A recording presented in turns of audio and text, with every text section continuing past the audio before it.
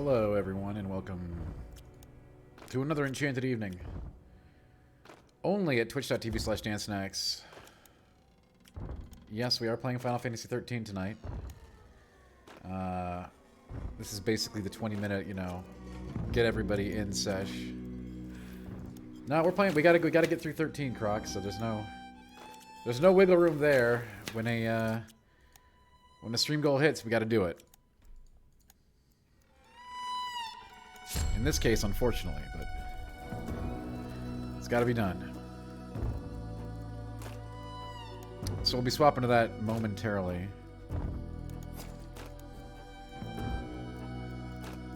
But that'll be all the action at 8. So we got 20 minutes or so to hang out.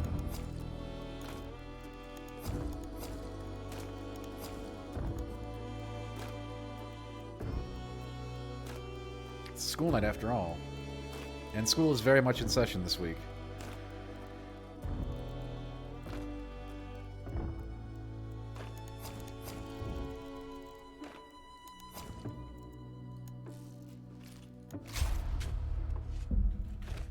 Period correct violin. True. I am a big fan of period authentic options, Prime.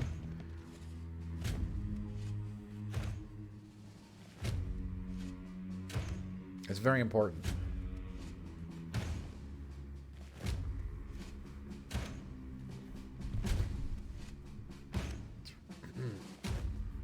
Yes, Pratt, what about it? That is accurate.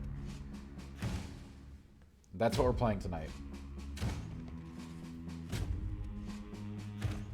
But this is like basically my just chatting segment before the stream actually starts.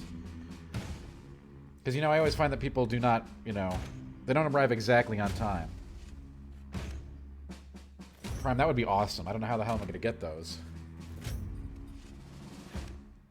Not exactly easy to get to find 1890s regalia out there. But yeah, that's correct, Prime. Basically, this gives people a chance to get in here before we start the show.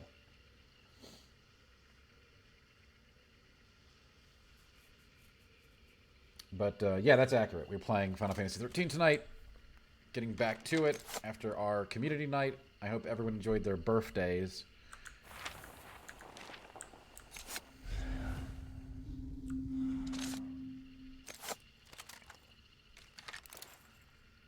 I mean, Prime, can you imagine how much that stuff must cost? I mean, there's probably a huge collector's community with those things. So, Pratt. So that's going to be a monthly thing, right? That's the idea for that segment going forward, yeah. So you'll get marbles at least once a month. Marbles and or community games, you know what I mean? On a monthly schedule. Okay, that was right over there.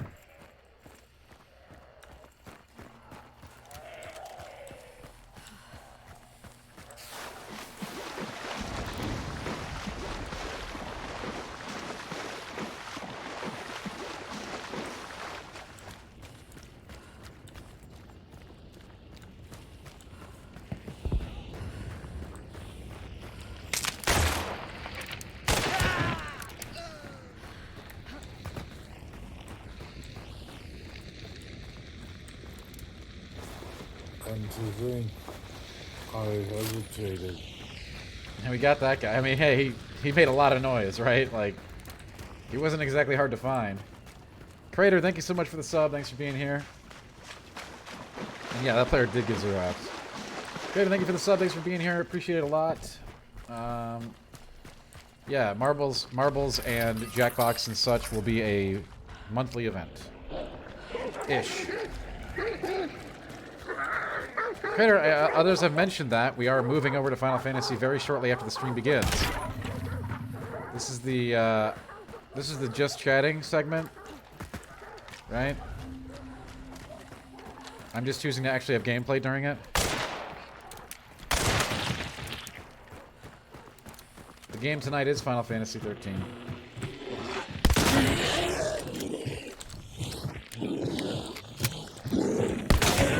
Well, we're chatting about how cool you are, Crater. Vintage smoking robe and vintage smoking cap to Amazon. Can I see them? Are they period authentic? Crater, I will not be handling any more jokes. We're playing Final Fantasy in approximately 10 minutes, okay? Relax.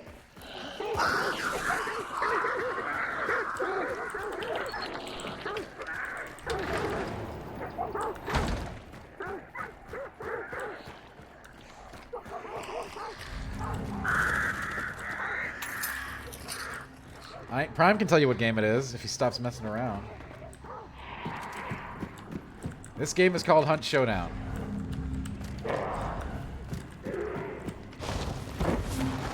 It is a PvE PvP game set in a alternate history 1890s with period authentic weaponry, 17 types of ammunition.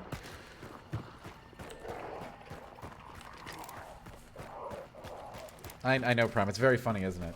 God, I just tried to start the stream, you know, to give people time to get here before we actually started playing 13. And I get crap for it. The stream is early, by the way. The stream doesn't start for another 13 minutes. You're all here early.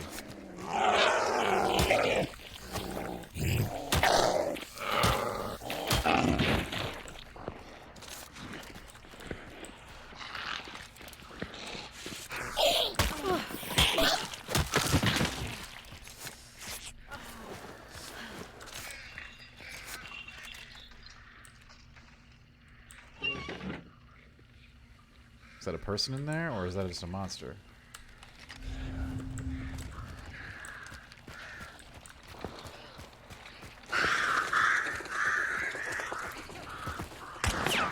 That's a person.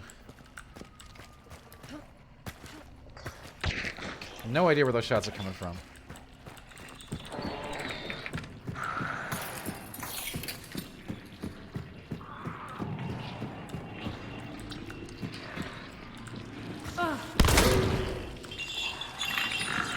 That was not exactly what I expected was going to happen there.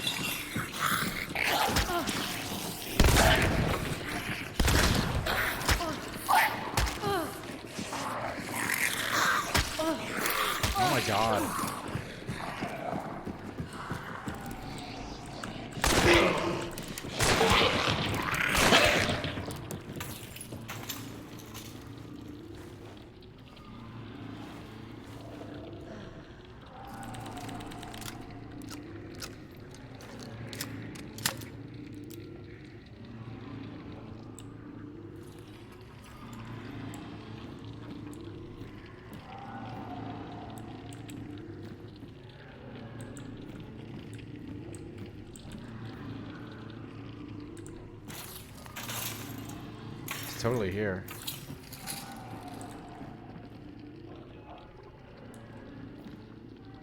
But where? No. The game is incredibly, yeah, all the pieces are period authentic, yeah.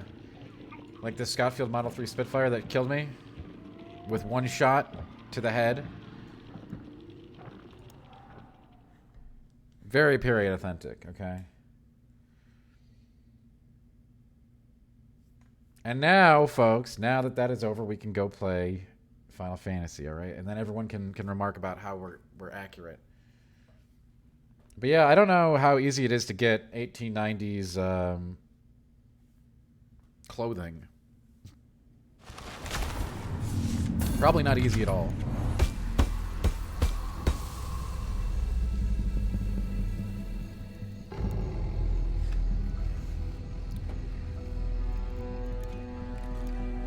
All right. And now, yes,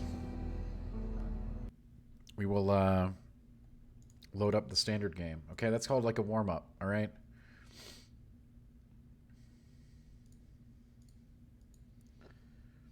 I really doubt that, Prime.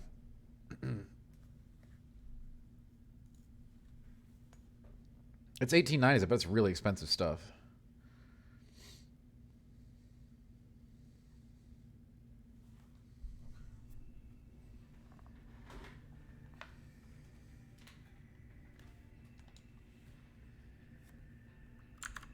$1930s.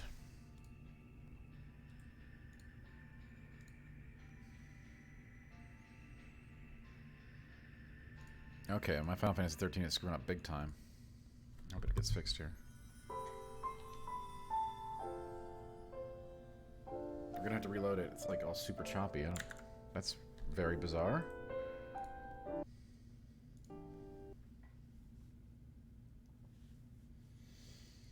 Yes. A Final Fantasy 13 game has been good music. Wait, a Final Fantasy 13 game? Any Final Fantasy, Final Fantasy music. Good. Music good.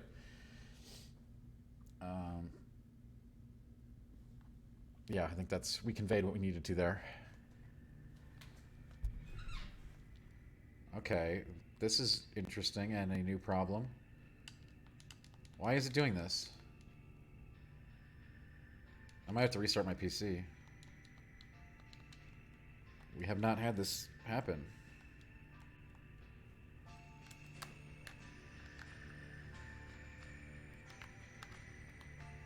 Yeah, well, I know, Creator, but we have to do it, so...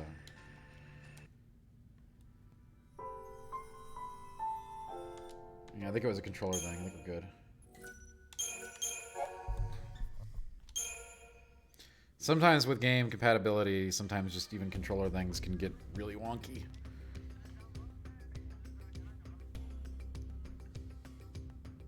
Jack, we are so far from that.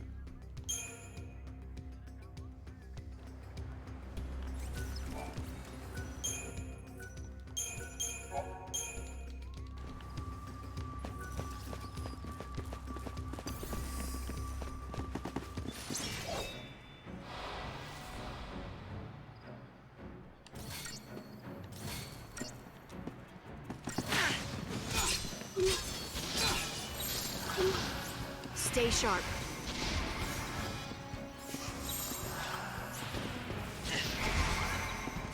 Here. Just stay out of my way. Stay sharp. Hey, what's up, Azal? How you doing?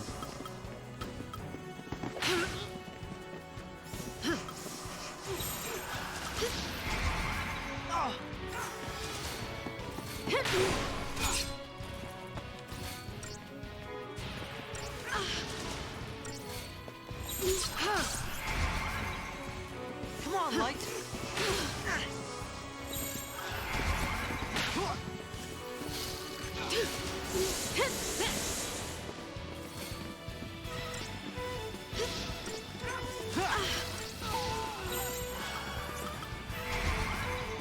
Come on, paradigm shift. Come on, Let's go.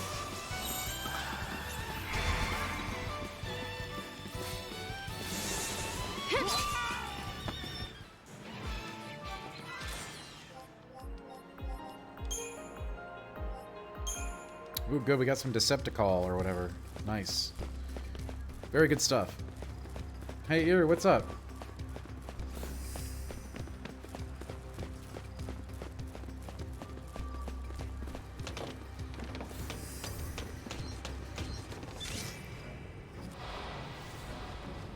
I too very much like Christogen points. They're very powerful.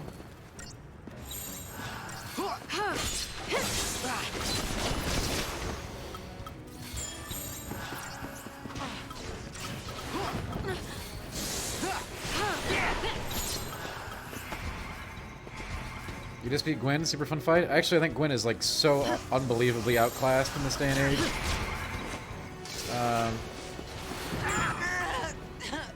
Okay, well, good fight, I guess.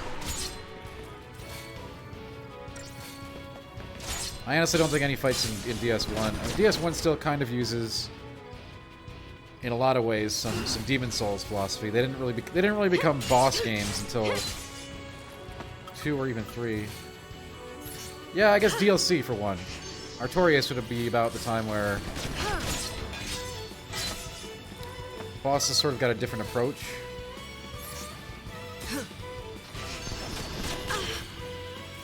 I guess everything in that DLC, really. Manus, Calamite, Artorias.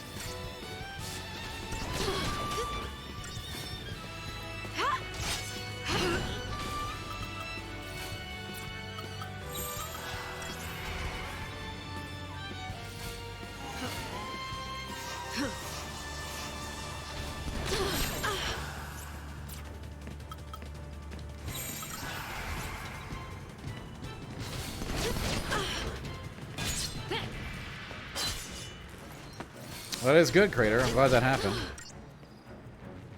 Jay, how you doing?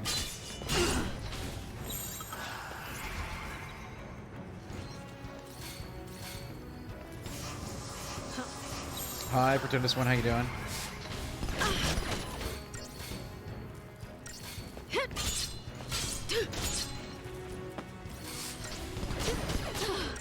Hey, Monday is... We got a long string of Mondays this week, Jay.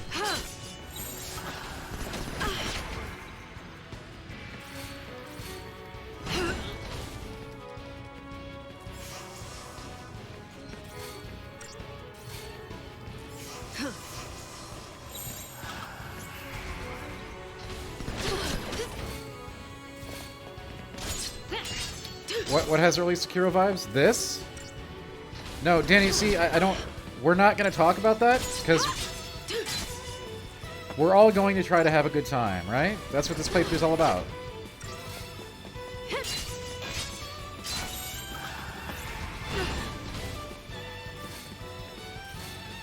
And we thank the community for making it happen.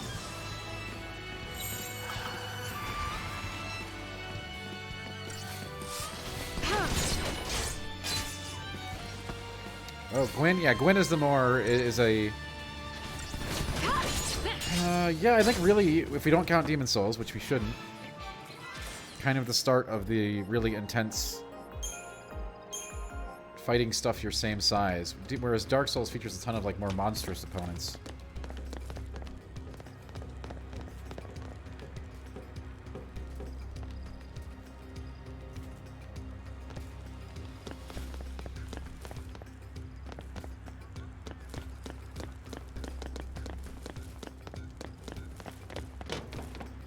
Is the stream a portal to an infinity loop? I hope not.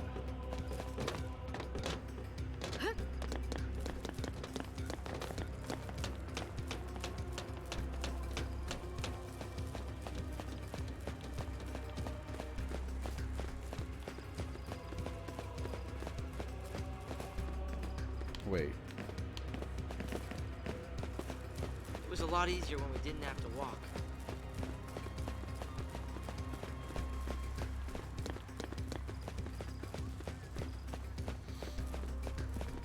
Alright, Jay, we'll call it no more Mondays, alright? Mondays are no longer allowed. I'm okay with that.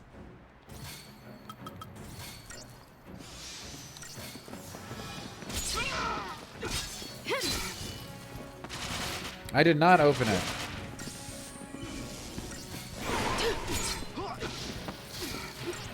I deny all these allegations.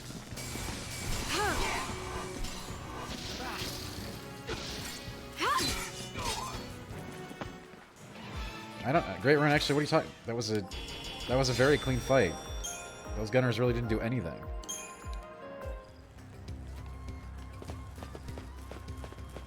How am I doing? Interesting question. Probably a very interesting answer there somewhere.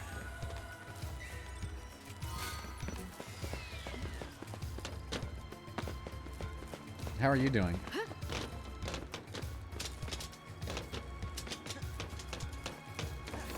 That is good to hear. Guess we head for the Whitewood, huh?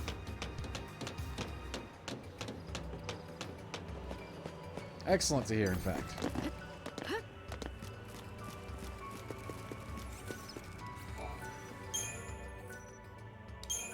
Now, there's no portals opening, Jay. Portals are all closed.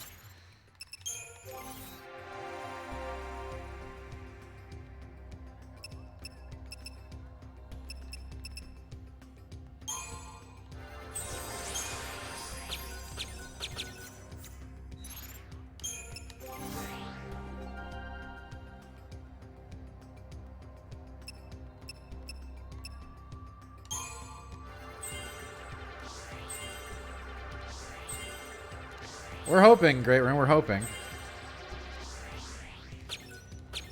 Sometimes we have marathon weekend sessions to help us get through the bigger games.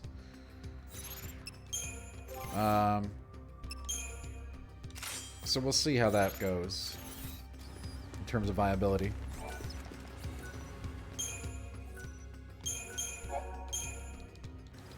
I mean, we got through the Xenoblade games. We can get through this.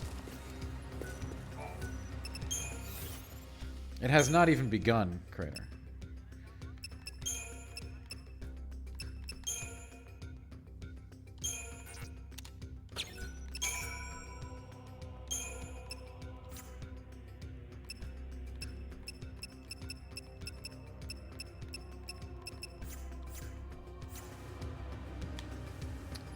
What are my thoughts on E3? I mean, I've not to. I mean, I said this was going to happen years ago. It was inevitable.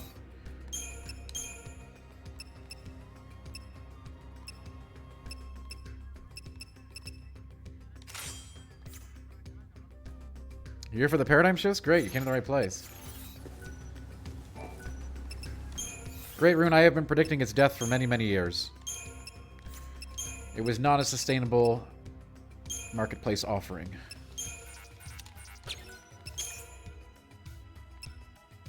I did say that on the GI show. I said that I called it when COVID... First of all, everyone said I was an idiot because I said that... you can go find this episode of the GI show. First, I got called stupid for saying that there wasn't going to be E3 that year because of COVID, and everyone said that was stupid. You can go look up the comments on that. I'm like, okay, whatever. And then, you know, not only that it would be not happening that year because of COVID, but COVID would be the final nail in the coffin to a show that already had lost all relevance or interest from companies wanting to pay to be at.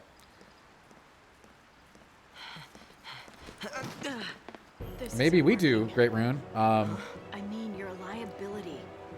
You'll just slow me down. The marketplace had long determined it to no longer be viable quite some time ago. You can't leave me here. You gotta take me with you. Enough! The whole world is against us. Which is why the main companies weren't even showing at E3 anymore.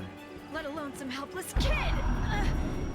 It much better suited their interests to have their announcements around the same time, You want to get tough? but not actually at E3, Do it on your which is own. what will happen now. Major announcements that are deemed competitive enough to stand against other announcements will release in June. Smaller announcements will likely fall out of June to not compete with the big dogs. And that's just how it's going to be. I don't, Jay, we're running it on PC here. And yes, Crater, there will be no E3 this year.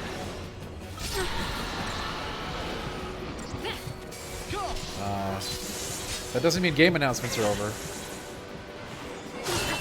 So please don't think that.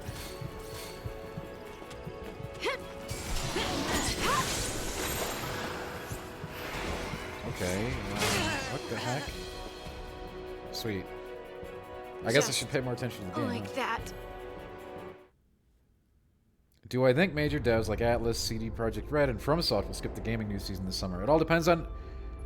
It absolutely all depends on what their timelines look like. Now they're no longer forced to have things ready at a certain time. Their marketing plans will be more flexible.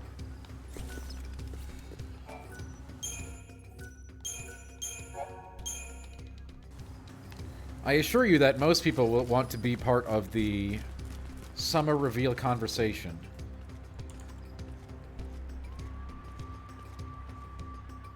Okay? That still will be important moving forward. As most people have been doing this kind of planning for summer reveals for a very long time.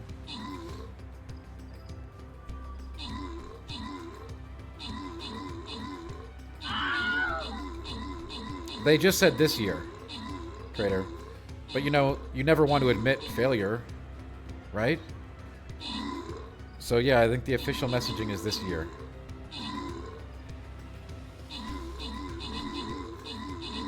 it's wise to keep that door open even if it does not seem viable.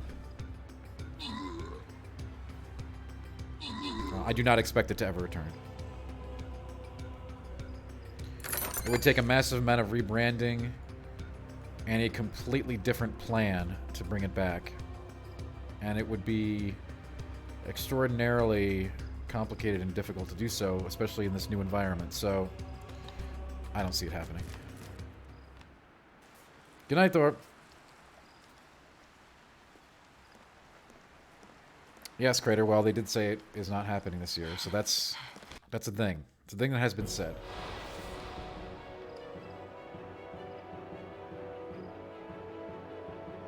Everything else I've said, obviously, is speculation. I would call it informed speculation, but obviously you are free to draw your own assumptions.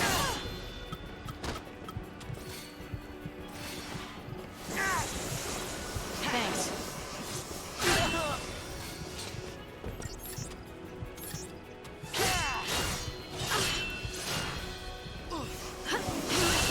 What the hell?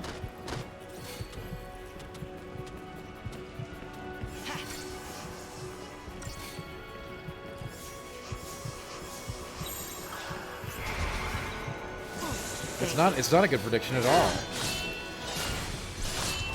Listen, I get a lot of predictions correct. That doesn't mean that they're good. I don't think a whole lot of people wanted to see E3 die, okay? I do think a lot of us realized it was inevitable given the current climate. And by that I do not mean COVID. It was dead without COVID. And that much was also obvious.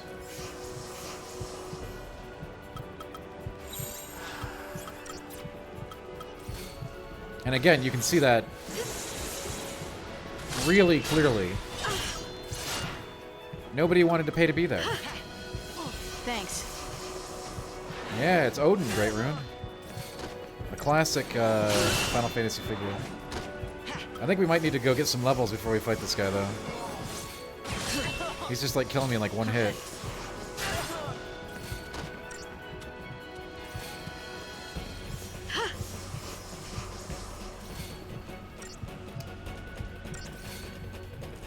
Crater, that... There is an opportunity for... I mean, what I think will happen is that E3 will actually get picked up and folded into a broader structure of game consumer-oriented conferences, and we will no longer have an industry conference of that nature. We'll still have GDC and stuff like that, but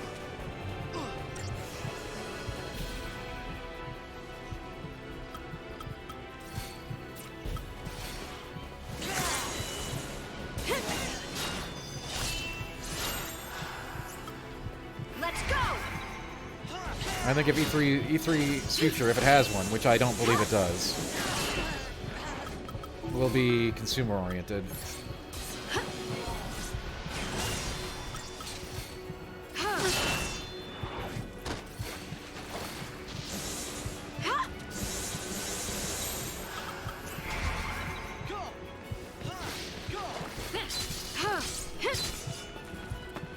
And again, you know, I think a lot of people who are...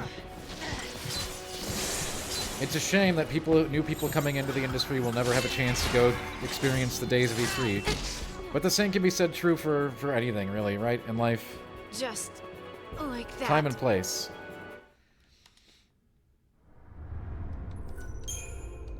It's unfortunate that a lot of folks will never get to have that experience. But again, E3 had been waning for many years. And it began to wane very severely in terms of the juggernaut that it once was.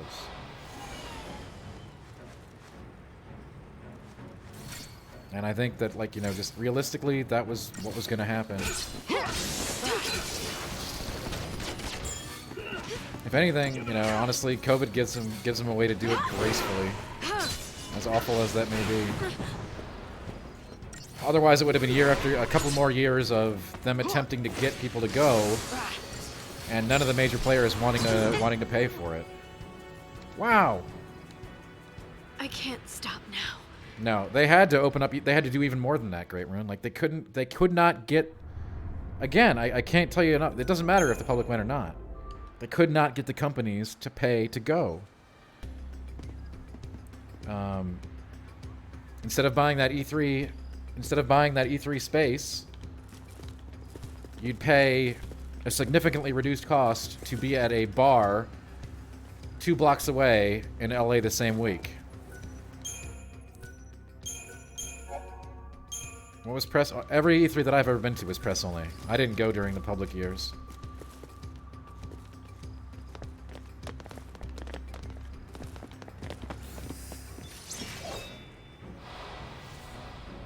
Because I didn't feel like going. I opted in for home team.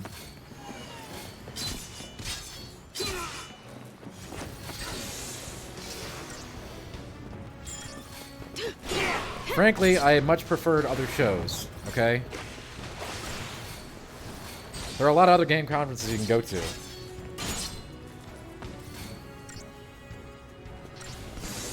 Witcher 3 was my very first. I will have to go check through my... I have a big box of every single, you know, lanyard I ever got at an event. A very, very big box. I would have to go find the first year.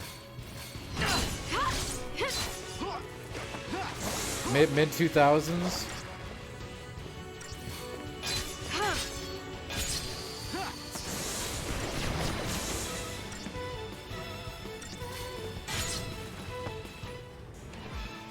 Man, these bots are getting smarter. I think most of us do keep a big box of lanyards. It's just an interesting trip down memory lane. Souvenirs, really.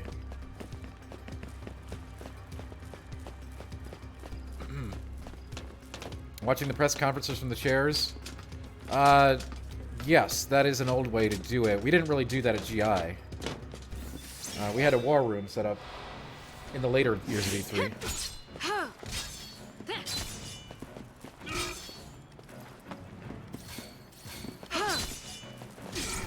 Way more efficient. Yeah, so a single room with, like, you know, 7 people with laptops. All furiously writing simultaneously.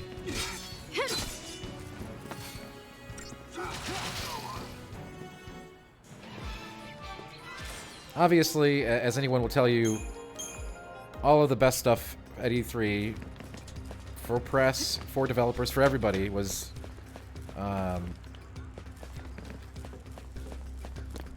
networking opportunities, really, at the end of the day.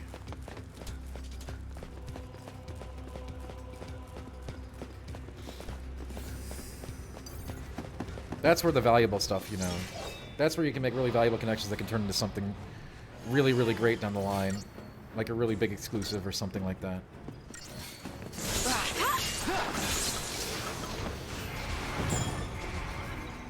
Here.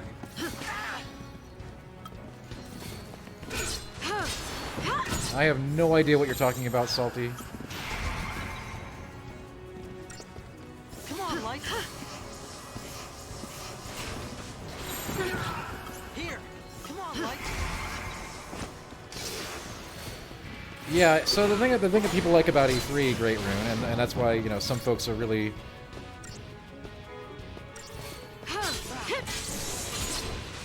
not pleased with E3 going away for good, or for this year, if you want to be technical, is because, yes, you will see plenty of industry people at any event you go to, but E3 was the one where you were guaranteed to have everyone there.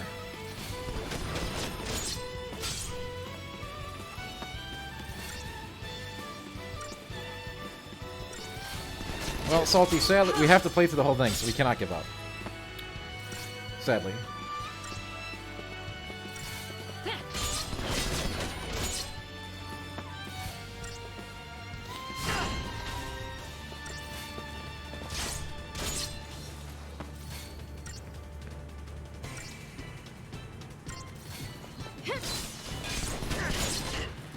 It's very humorous, Crater.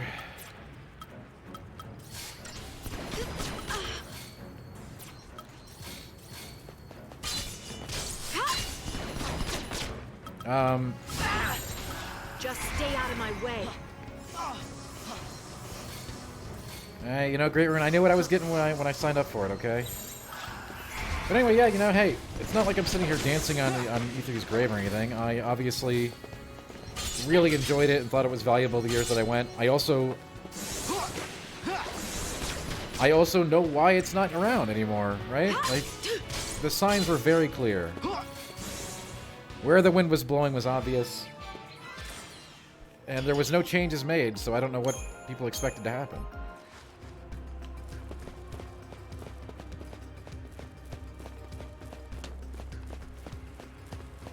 I mean, I had a lot of great times at E3, a lot of very busy... E3 was always one of the busy... It was the busiest show. There's less downtime at that one than any of the other events. Especially when you're covering it, you know, on your own dime freelance, which is what my first E3 was. I told you about the rats and everything. The rats and roaches and everything, the JW Marriott, where I switched. I was at Examiner then for my first E3. So I'm trying to figure out which year it would have been. I already told this story, Great Rune.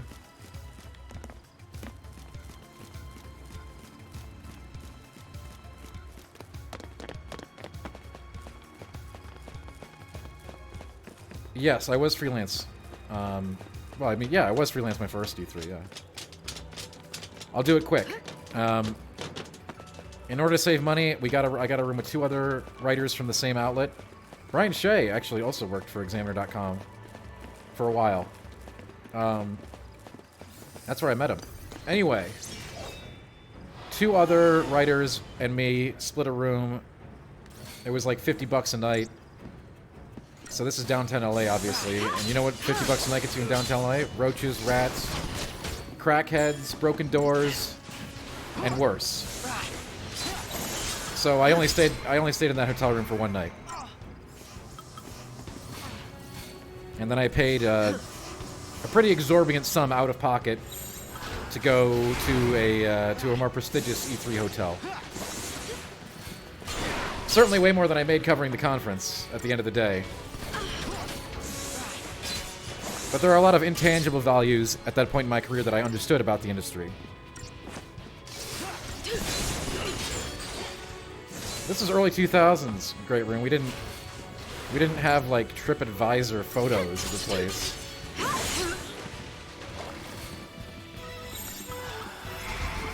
Here.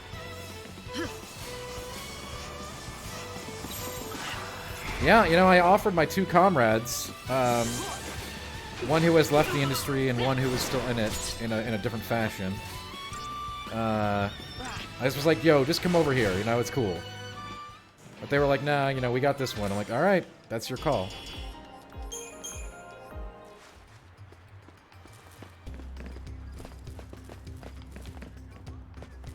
Probably Jay. Probably. It was absolutely not lucrative at all. And I knew it wouldn't be, especially not with paying the huge hotel costs, flight fees, and everything else involved in that. It was a massive thing that, you know, I did a lot of other work to save up to go to, essentially. The value was not... I already knew that I wasn't going to make money off coverage there. But I knew that there would be much greater expected value in attending the conference than immediate monetary compensation.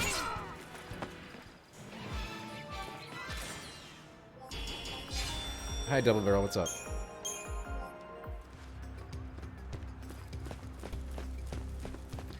I knew that the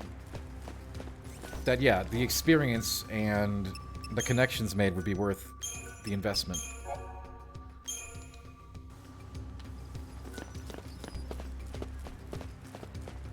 We didn't have the awesome search tools to do that kind of research back. We're talking about my first one. That was a very long time ago, folks.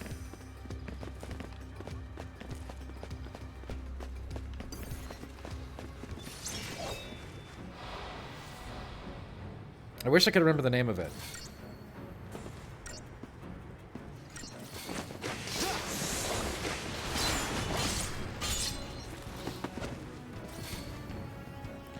No, like the whole week they were sending me pictures of rats from the room. That was really gross. And roaches. But I mean, that wasn't even the worst part. There was a fire escape that led out just like to a crack alley. Yes, I have seen that, Jay.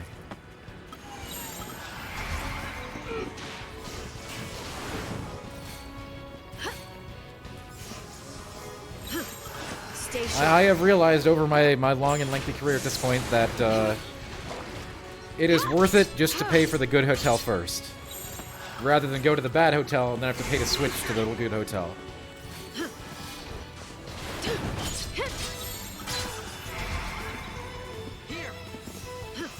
It's a good lesson I learned in my earlier years.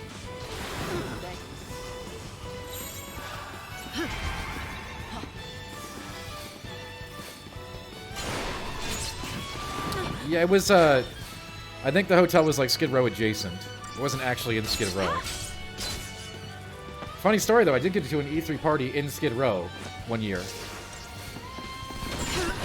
Alienware thought it would be humorous to have a party in Skid Row.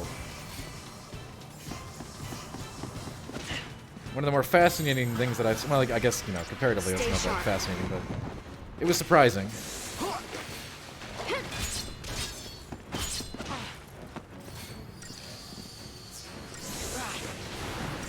I mean, they did it. Great room. Yeah, they are. It's hilarious because when I gave the cab driver the address, they're like, "You don't want to go there." I'm like, "Yeah, that's where I'm going."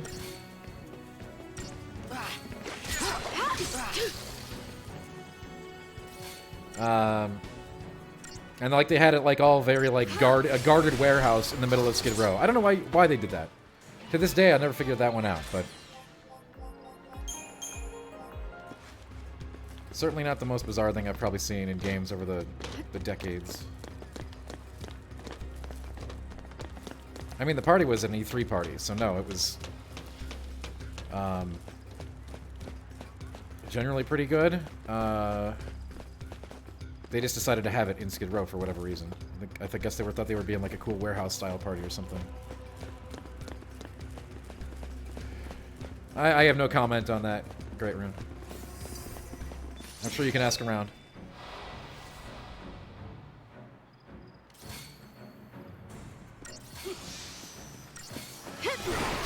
Yeah, Linko, I hear that. That's sort of the experience that we're talking about here.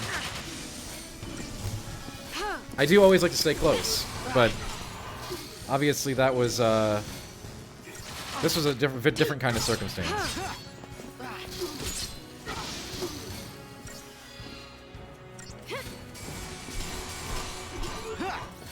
Generally, I do try to stay close every show I go to. The closer, the better. But you know, and with E3, you know, you stay at the JW and you're good. This was my first E3, so it was a very different circumstance.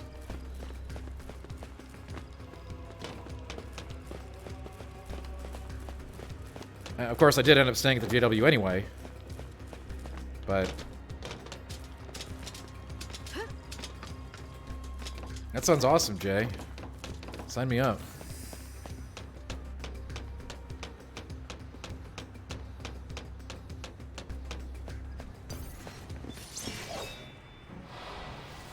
I mean, it all depends on the show, right? I mean, obviously, the location of E3 made everything ultra expensive. You can get much better prices at some of the other shows. And by the way, I love the other shows a lot. We can sit here and talk about how awesome E3 was forever. But certainly I love a lot of the other shows. PAX West among my favorites.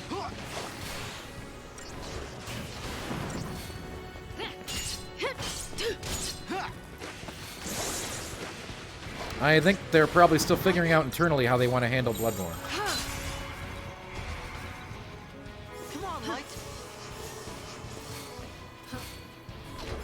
Have you ever slept in my car to save money? Not, Stay sharp. not at a game show, no.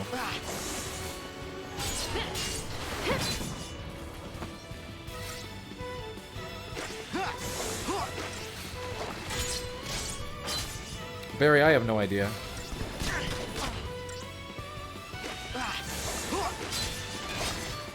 After, like, tons of people got COVID at GDC, from people I'm talking to, shows are a little bit probably in question a little bit still now until we wait and see what happens. I know PAX is still going on here this month. No idea what attendance is going to look like from consumer or publishers and devs. Seems to be pretty light from my current assessments, but we'll see what happens.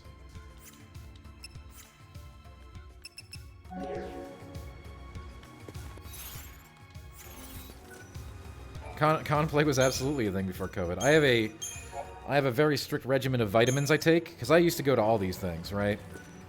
I vitamin up like you wouldn't believe. And I generally don't get sick. But, you know. Yes, Linko, yeah. PAX West is one of my favorites. You don't see many big announcements for the games this summer? I disagree.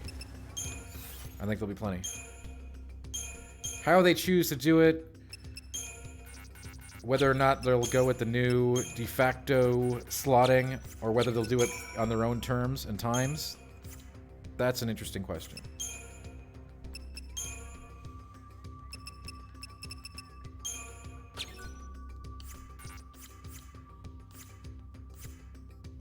I think a lot of people, I think a lot of companies had plans for an E3 time period rollout, whether or not they were going to participate in E3 at all, regardless.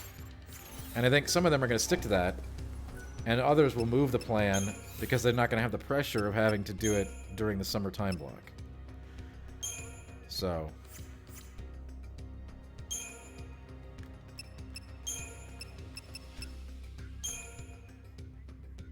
I need to get some more items to upgrade these things. Where the hell do I get these?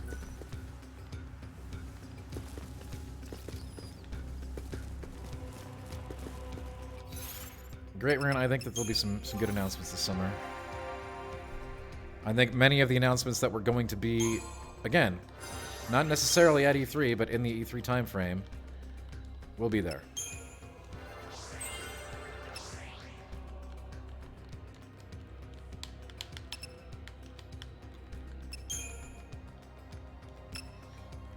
It sure is, Aplo. Isn't it awesome?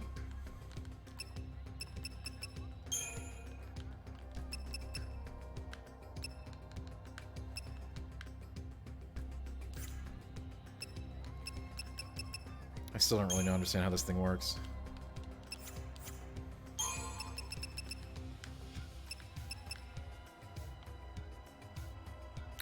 Some of those announcements are probably from products that were canceled in forever, Great Rune. So that's not exactly what I'm talking about.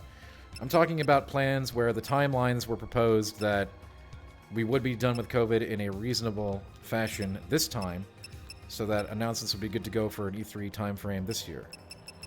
Yeah, I know of plenty of those. That will probably... Some will still happen, and some will move. Probably not because of, like, expectations of not being able to fulfill the product in time, but because they can get out of the way of the bigger stuff. There's decisions to be made there, like lots of different marketing decisions.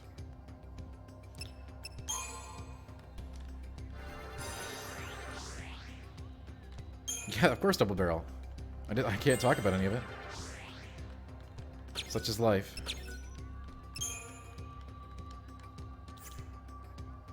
Yeah, Apple, isn't that great?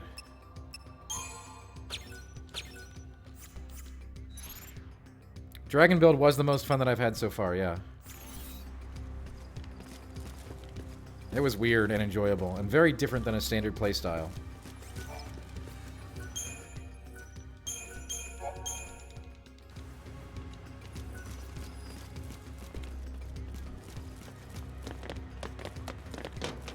Hey Ninja Killer, what's up?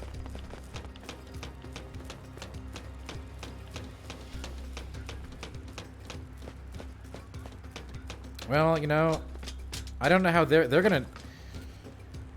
I don't know how those timelines are gonna be reflected with these changes.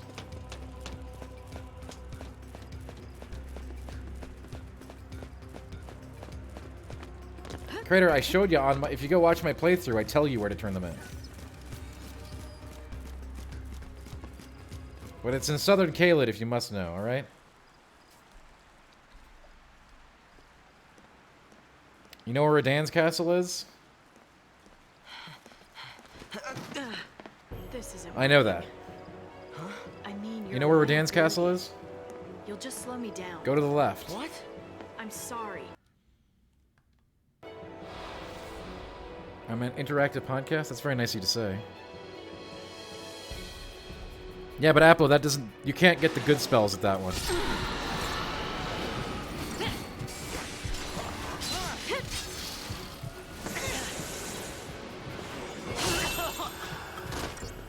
Let's go!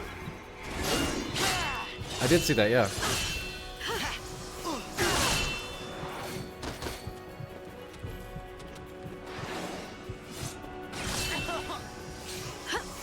Dude, what is with this game?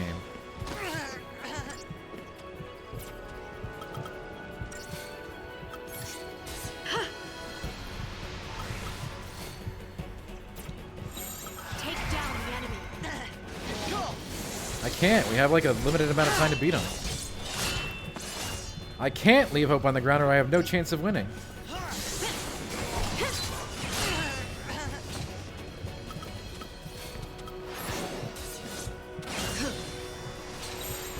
Let's go!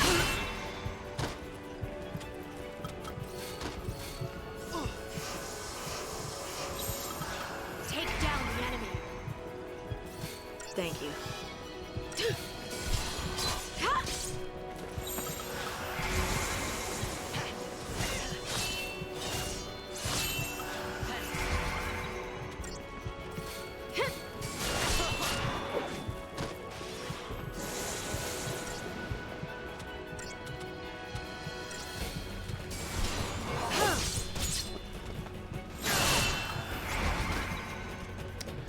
The Odin.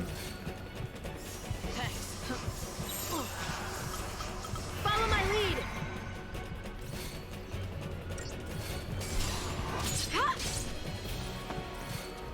Brad, I have no idea what you're talking about. I promise you that.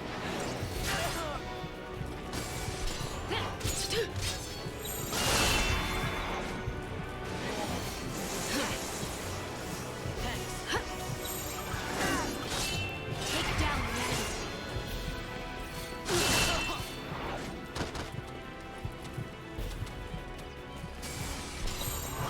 Let's go! It's funny because I do parry.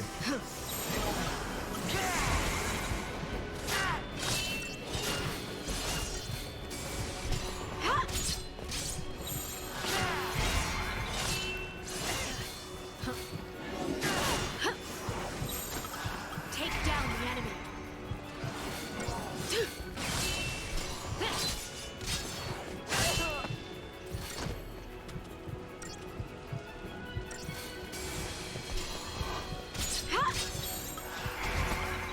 Well, I ran out of time again.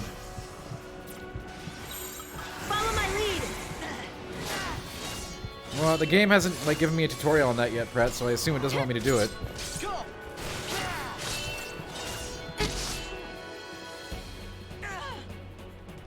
Just like that.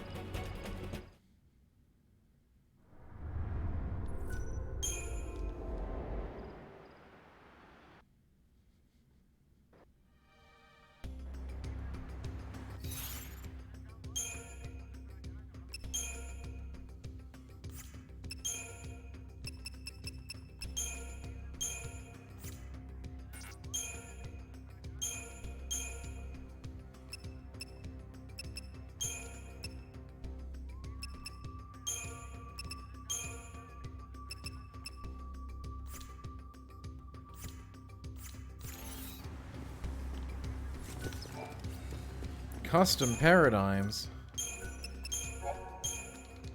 Well, this changes everything.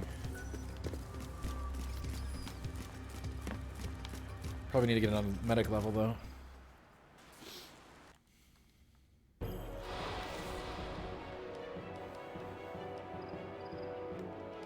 Hey, the game never told me to do it.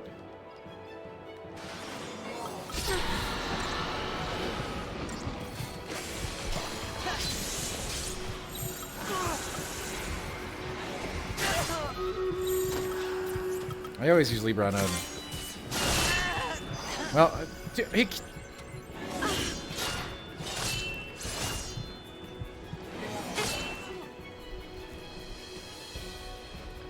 Hello, Shrouded, what's up? Like that.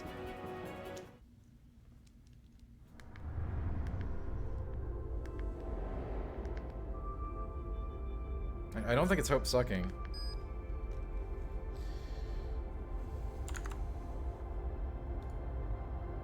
What did he ever do to you?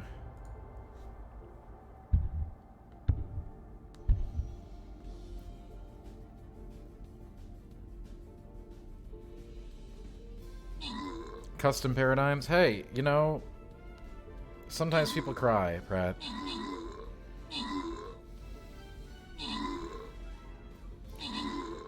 Part of the human condition, you might say.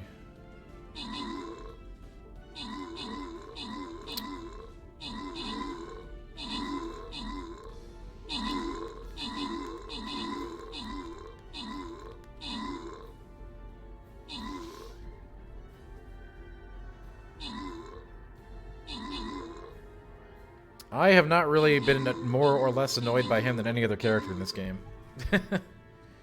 Which you can interpret as you wish.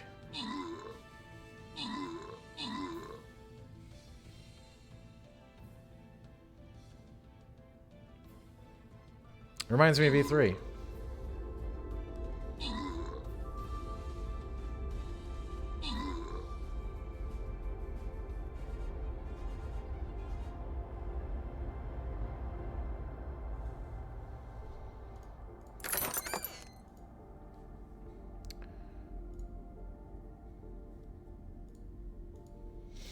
Yeah, it is kind of wild to think there's not going to be any E3 going forward.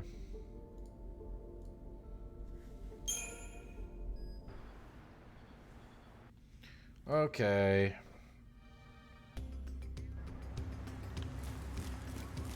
We might need to get some more XP. Because we die, like, instantaneously.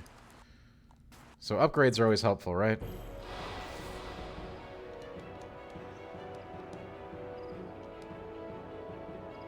You hope I'm happy? I hope you're happy for this one.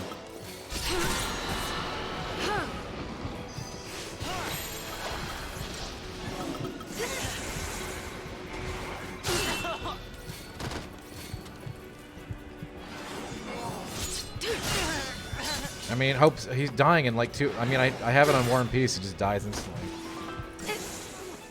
Without the double healing, it's just not working. We're gonna need to get some more XP. Like that.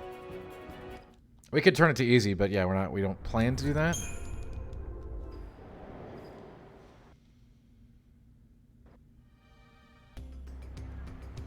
Since we're going for the core experience.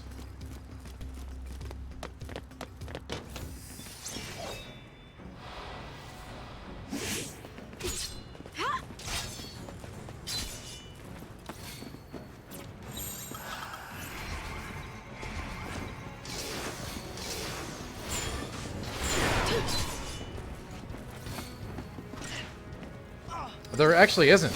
I mean, that was probably me for Tennis 1, and there isn't.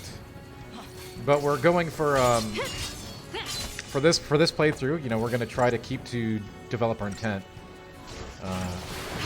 developer intended experience. You know what I mean? Which is generally what normal would be, right?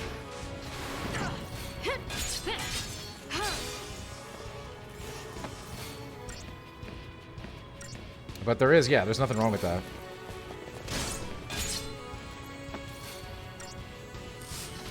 As we like to say, play your way.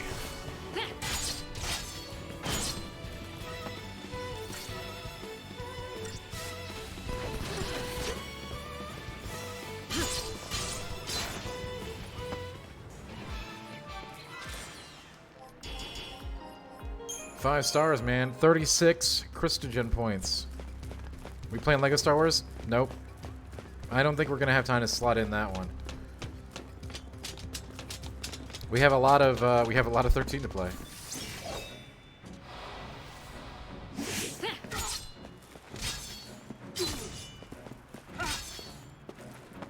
You know, I've never really got into the Lego games at all. I know some people love them. Can't say I've ever spent any appreciable amount of time with them. You don't get why they can't make E3 just more like PAX and give the major publishers a payout incentive to be there. That is, I think, what... If E3 does survive, as I said, I think it might potentially be acquired by a company that wants to do that.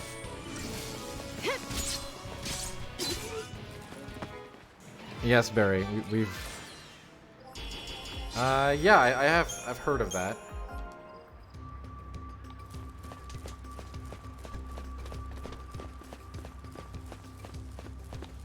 Yeah, that's what I thought too, Brad.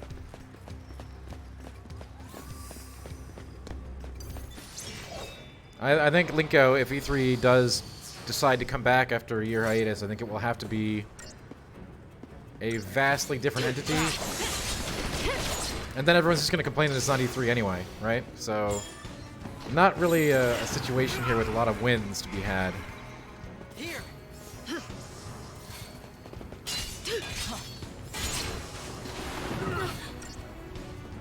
Come on, Light.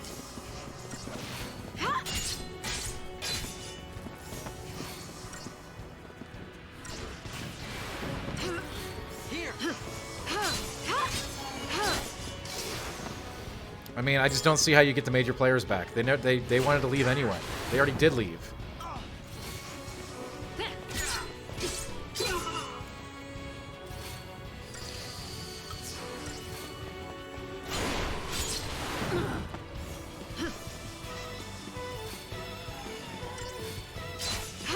Come on, Light.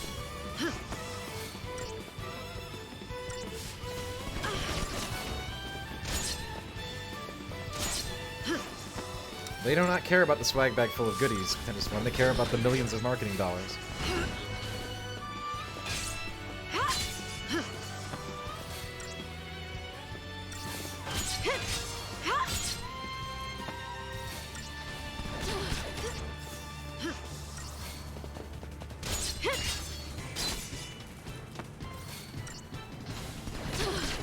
Come on, Light.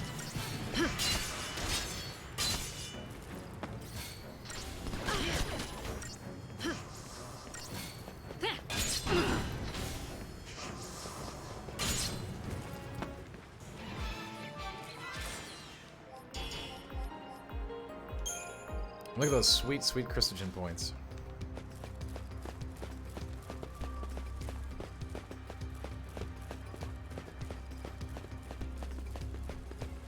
War and Peace is easy mode? I don't know. Odin didn't seem to care too much.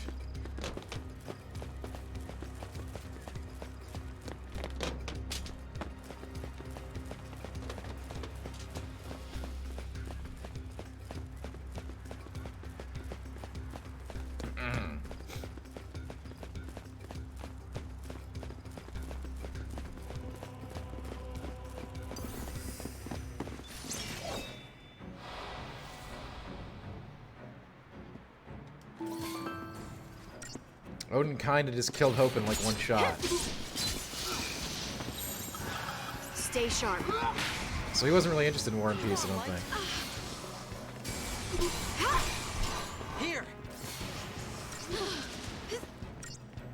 Come on, Light.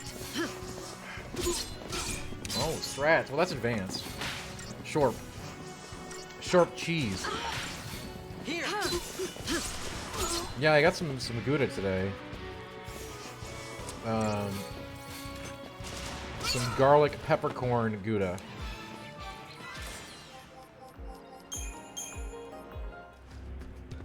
I mean, that is a pro strat, Brad. He learned from the best.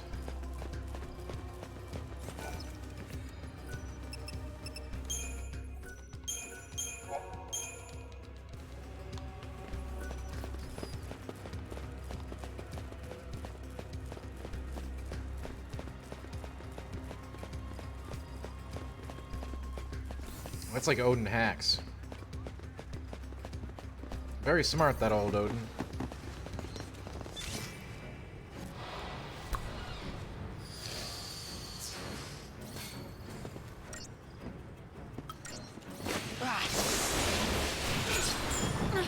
Is cheesecake considered cheese? No. No, it is not.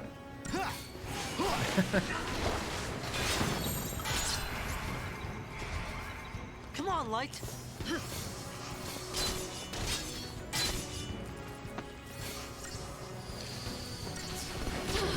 Here. It is, however, considered delicious. Boom, got him, chat.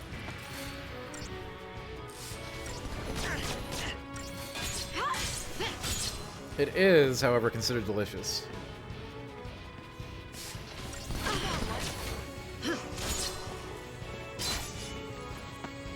Maximum level deliciousness. I love cheesecake. Is cream cheese considered cheese? Barry, I don't know. Why don't you answer that one?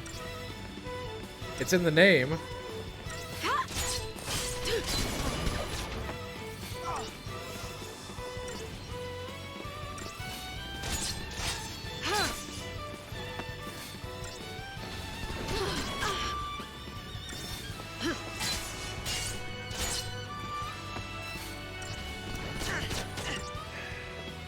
No, I said it wasn't considered a cheese. When you go to the store, you look at like Cheddar and Swiss and Gouda and Brie and the rest of the cheeses, guess what's not there in the cheese categories? Cheesecake.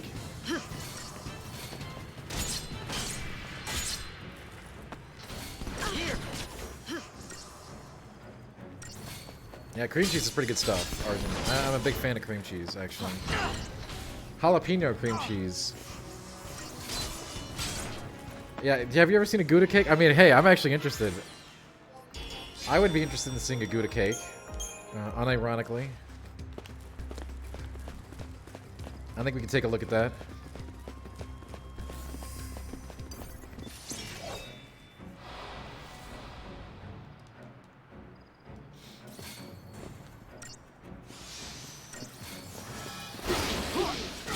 Yeah, I'd try that.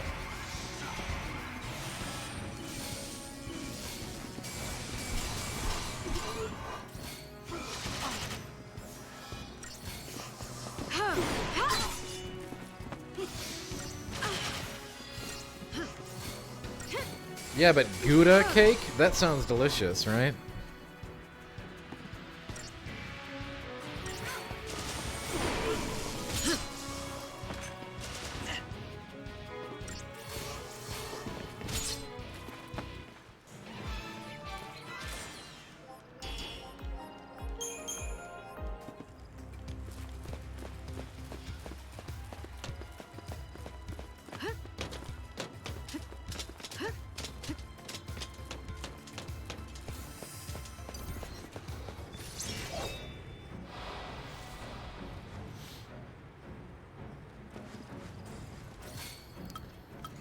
Okay, well, we'll all learn something here today, okay?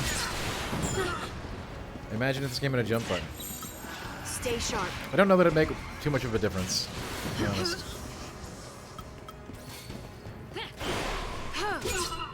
Come on, What would we do with it?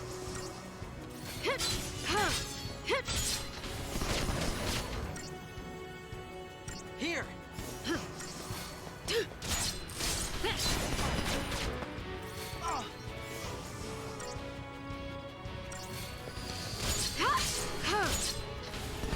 Come on, Light. Yeah, it's true. I will tell them that, Pretendus One. I will tell them that.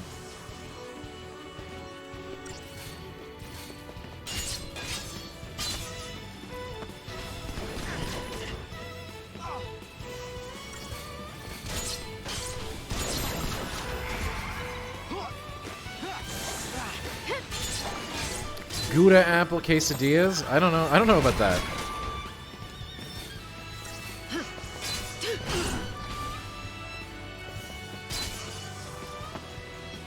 Here.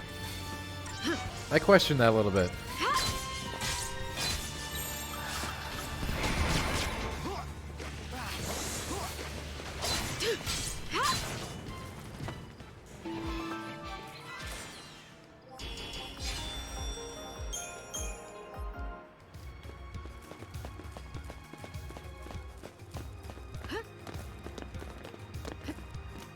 Alright. Let's check our newfound spoils, shall we? Nice game. Hey, what's up, Lorezer? How you doing?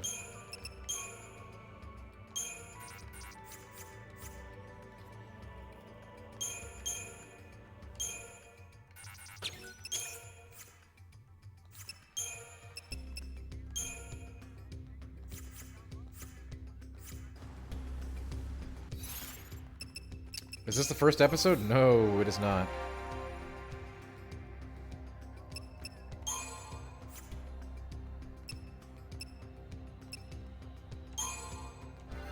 Where is Gumdrop? That I can take care of. Gumdrop was taking a break so that we could see some other things, alright?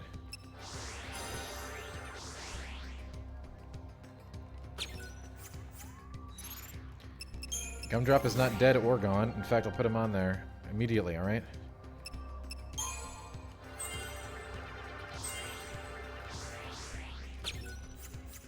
Well, we only got him like 10 more HP. I don't think that's going to be enough.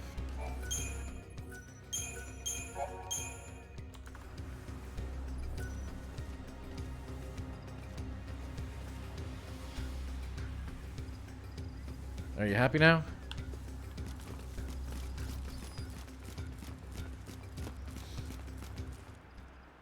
He is here to make all your dreams come true.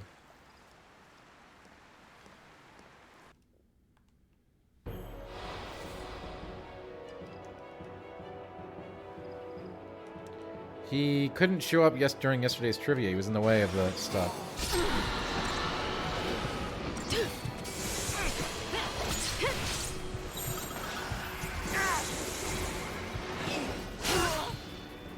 None of my takes on Ketchup are controversial. They are correct. Dude, alright, well, I guess we're gonna need to get some more levels, because Hope can't survive, even with War and Peace going.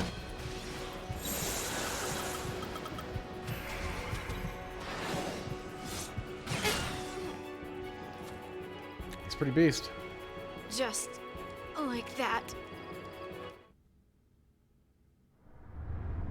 Now, we can sustain against him. We know that. We have to use that one thing that's 2 medics, though. Which means we don't have enough damage done to him to trigger the win. Absolutely not, Argent. I am very, very against Ketchup, and we've talked about that a lot here.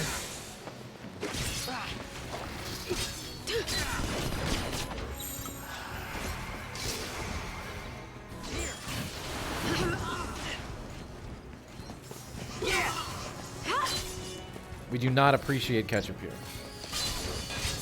Yeah, we're not going to try to make these confusing rock and roll with like weird kinds of Ketchup.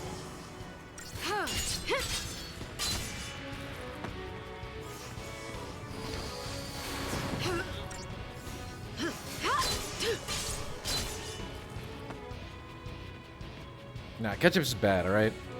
I'm not gonna like, there's no reason to lie about it. Ketchup sucks, alright? In the end. Stop eating it.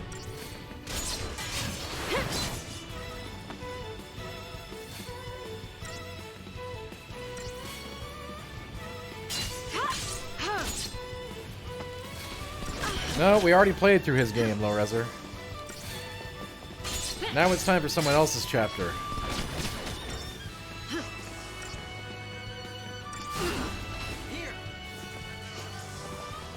Hey, Deadpool, hey, you know, Mustard's great. Problem is, most people grow up with standard mustard, right? Yellow mustard. Which everybody knows is, like, fine, but who cares about it, really? Once you've experienced the scope and scale of what mustard has to offer, you'll never go back to the classic plain mustard. Spicy brown is the baseline, okay? You need to get... Oh, man. Spicy mustard. Spicier the better, man. Like, just the grain. Mustard is really good stuff. Real mustard. Not that crap you get at the grocery store, alright? Not like, you know, French's or Heinz. Stone ground. Only way to live. If you haven't had stone ground mustard on your stuff, stop what you're doing right now. Leave the stream and go procure a bottle of stone ground mustard and start using it. Yeah. Come on, Light. I'm giving you permission to leave the stream immediately. to go get some stone ground mustard. Yeah. It is a world of difference. Then you'll understand. Once you have some of that on your food, on your dishes, you'll understand why we need to stop talking about ketchup. Forever.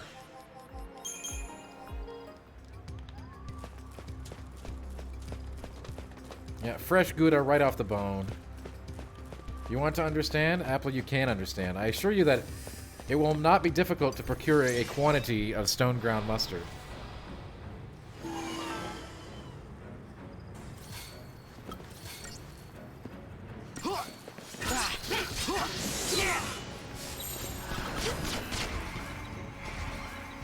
Here. These days, you can do so very reasonably. There's a new superfood available, alright? And it's called stone ground mustard.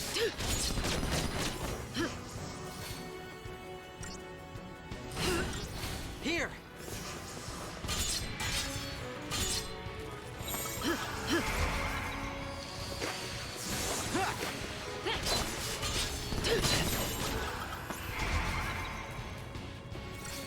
Still not a big mayo fan. It has its place.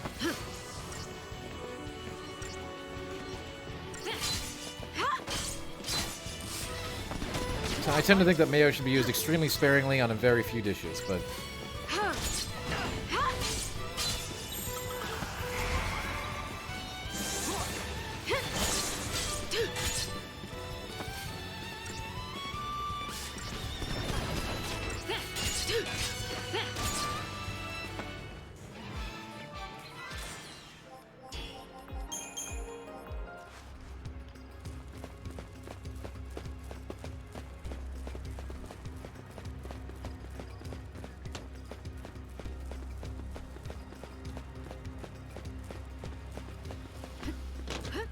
So we learned that Odin is pretty hardcore, huh?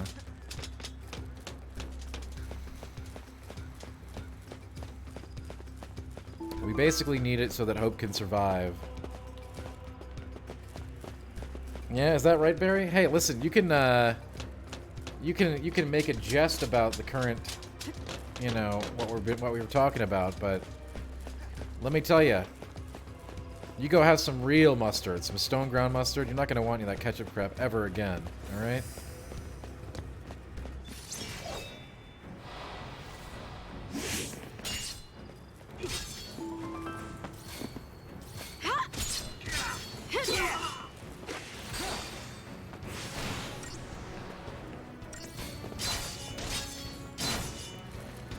That's the truth.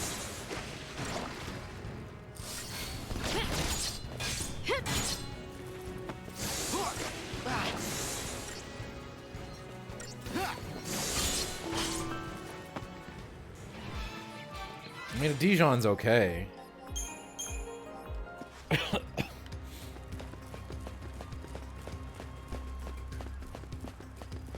Stone ground vastly superior. That's very funny, Argent. I did not expect anyone to make a Stone Cold Creamery joke off of the mustard.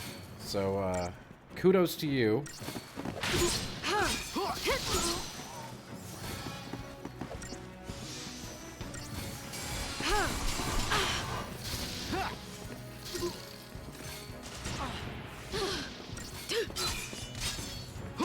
Yeah, you know, maybe you're just driving on the road, Barry, and you're like, pardon me.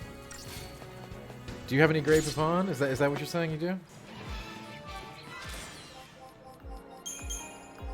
How ridiculous. Mustard prepared tableside, Aplo, yeah. Like guac?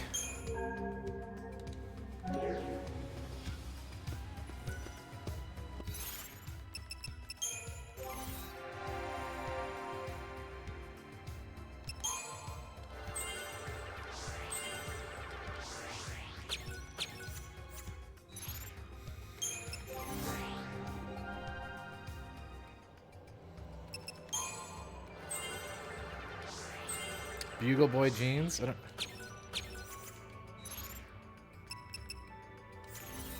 I do not grind the mustard myself.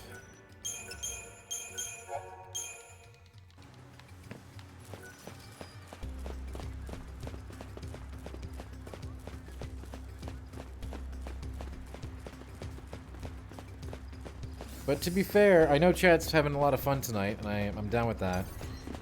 But if we get even one more D-Squad person to try Stone Ground Mustard, there's gonna be a change around here, okay? Somebody's gonna come in here tomorrow and be like, I did it. You were right. It's changed my life. I'll be like, yep. Stay sharp.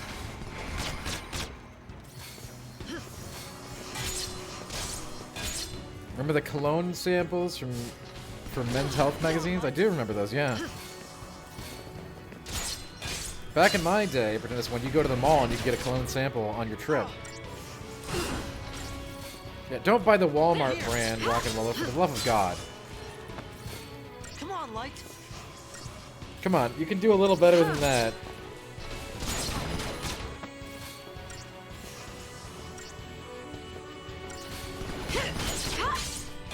And if you want to get a little spicy, I hesitated.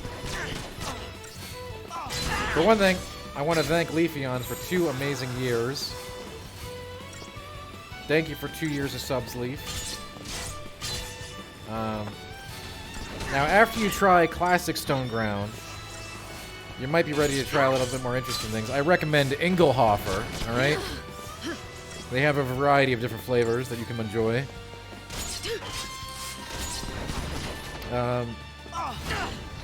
Hey, Big Boss. And again, Leaf, thanks a lot, yo. 24 months. Tier 2, no less.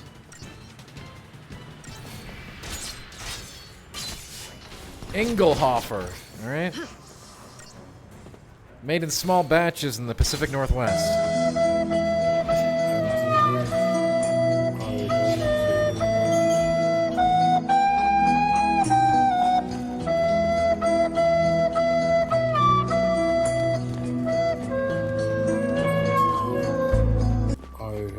Well, after that 10 Tier 1 subs, my heart will definitely go on.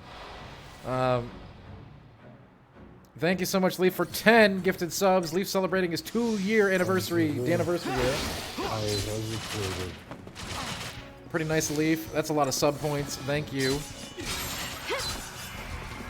And then we might unlock another emote slot. I don't know how many more we need for that. Thank you, Leaf. Appreciate that.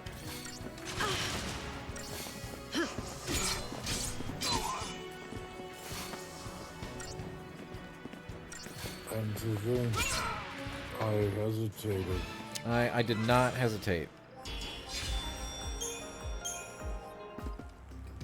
10 gifted subs. Thanks, Leaf. And to think, I hesitated. It's a lot of manatees. They came for the song, Pretendus One, thematically, right? They came because they heard the music it played. And to think, I hesitated. I mean, wouldn't you?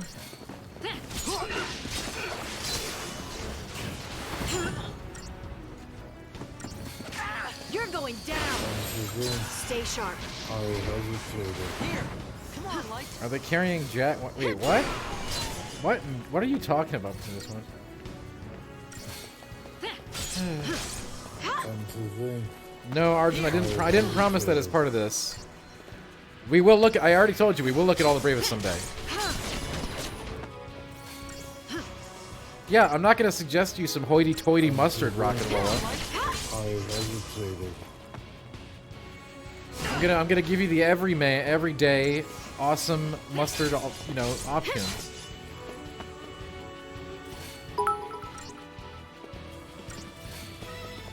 I mean Leafon cheered, X500. Thanks for an amazing 2 years, Dan. This community has really helped through some of the toughest times of my life. Love you all. Thank you, Leafeon, for the bits and the subs, and more importantly, that amazing message. Thanks for being part of the community.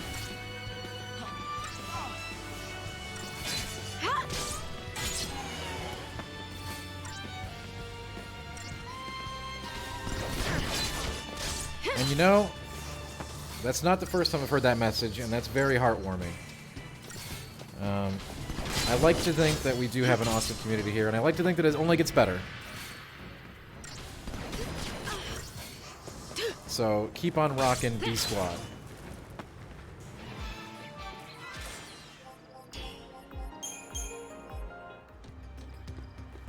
Like, when one person tells me that, it's very heartwarming. But when I hear it from multiple people, you know, in a singular time frame, it's very humbling. And I'm really glad that people have a wonderful time here.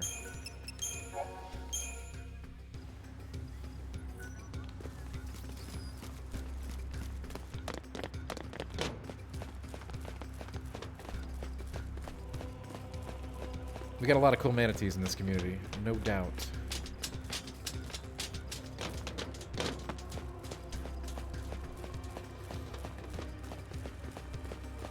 And yes, Rock and Rolla, Engelhoff mustard is pretty cheap.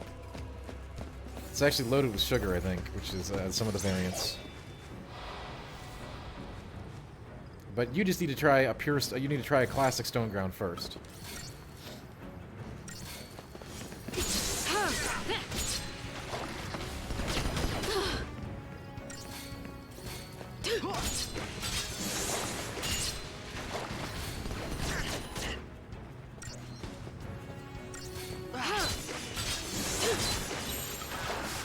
Just stay out of my way. But yeah, try spicing up a sandwich with a little Engelhofer. You love mustard, but never even knew strong. Okay, that's it. That's it. Rock and Rolla, how could you not? Stone ground. The yellow mustard that gets shoved down our throats as kids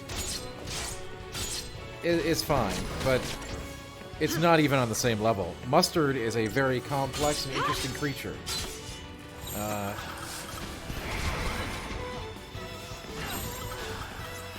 Once you've had some real mustard, you'll understand this whole ketchup versus mustard discussion. And yes, Barry, D-Squad is the illest.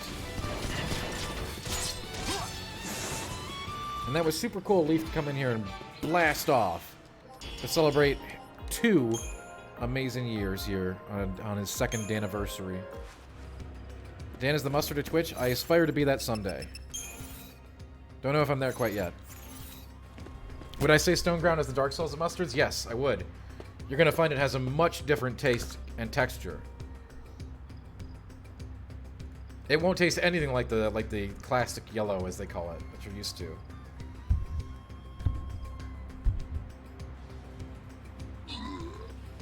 Completely different texture, taste, and some bite to it.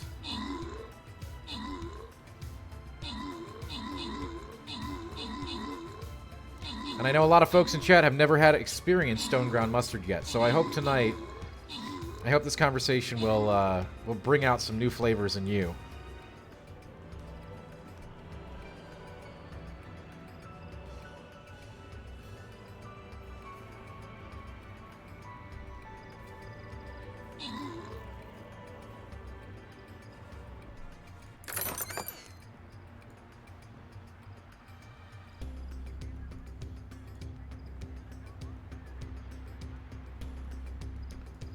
We're not making much progress here on Final Fantasy today, and that's okay. Oh my goodness, Bacon. Come on. Actually, I am quite certain that with your history as a chef, you are well aware of the differences between yellow mustard and stone ground mustard and grain and all that rest of that stuff.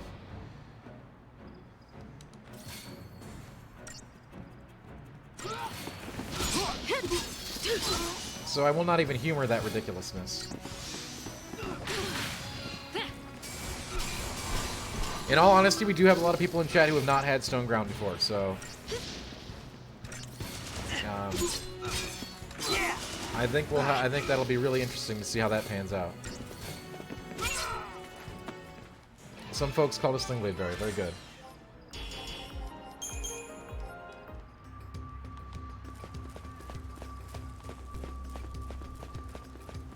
I don't think anybody's made a Sling Blade joke for about 20 years.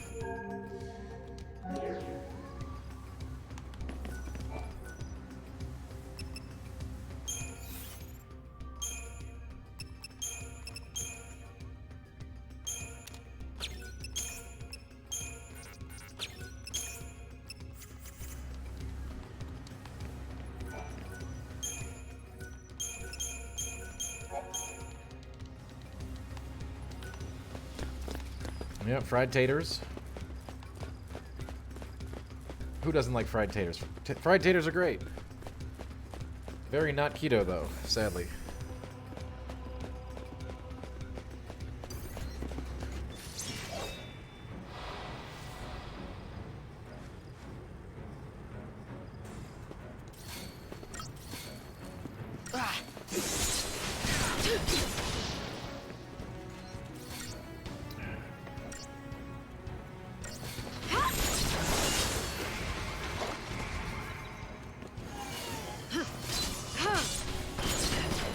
I mean, you will find that mustard can easily become a substitute for ketchup in in many of your scenarios. Yeah, I don't do that combo. I didn't do that combo even before I was keto. Honey is just a violent. Honey is choosing violence, okay? If you're gonna use honey on anything, it's gotta be like the smallest dab in existence.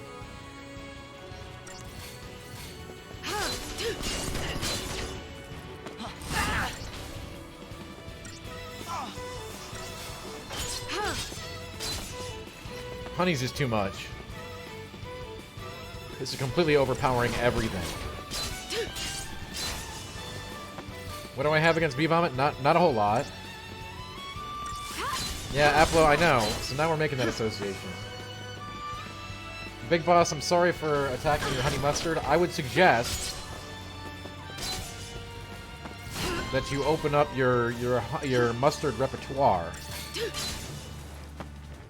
You're leaving a lot of good mustards on the table by committing to the honey mustard, one of the laziest mustards.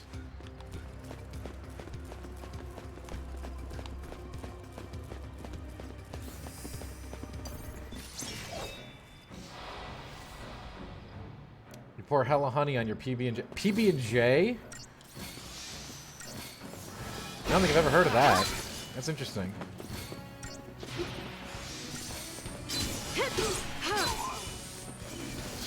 Ketchup and honey mustard? No, thank you. That sounds even more disgusting than... Have I ever mixed ketchup and honey mustard? No. Why would I? That sounds like something a 4-year-old would do by accident.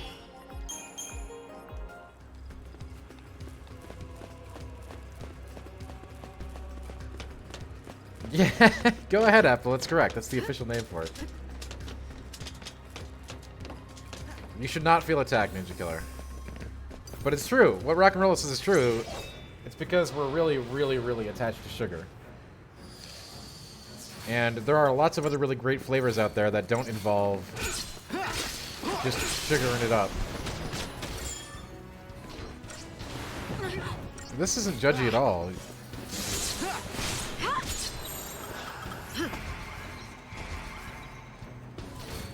I'm trying to expand folks' horizons on the mustard front.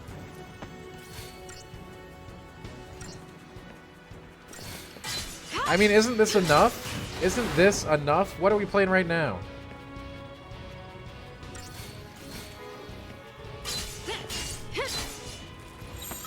Just stay out of my way.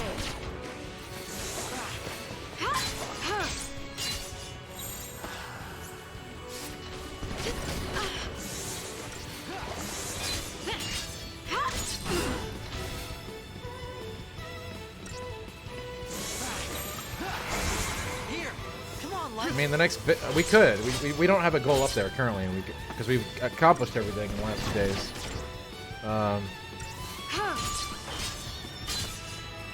The next bit goal is actually Chrono Cross.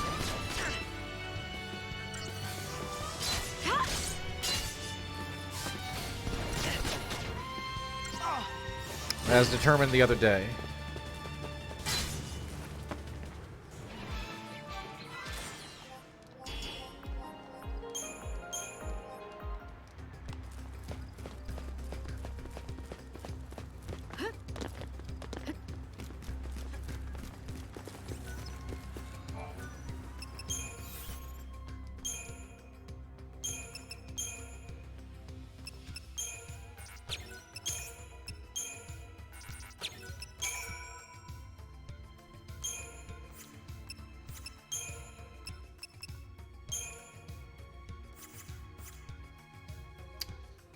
I mean, ketchup is pretty gross.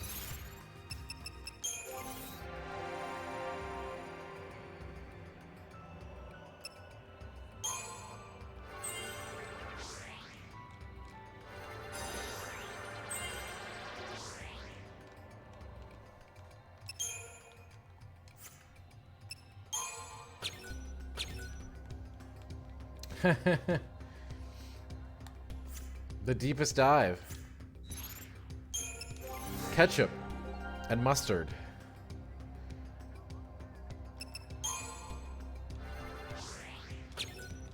Oh, come on. I couldn't even get one more level? Dude.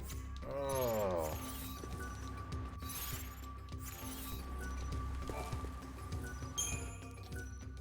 Well, I don't think we're ready for this still. We'll give it a shot.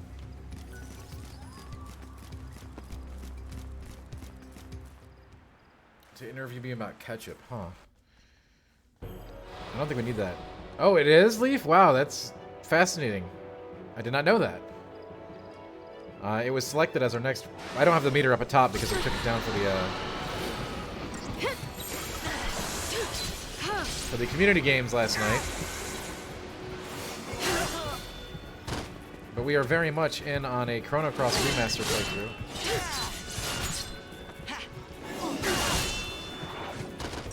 Yeah, it's not enough. We have to... Dude.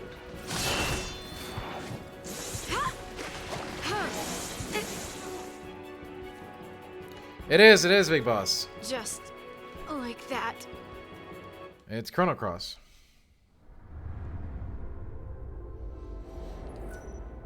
Let me hang on. Those should be up. I took them down for the fun night because they were in the way of stuff.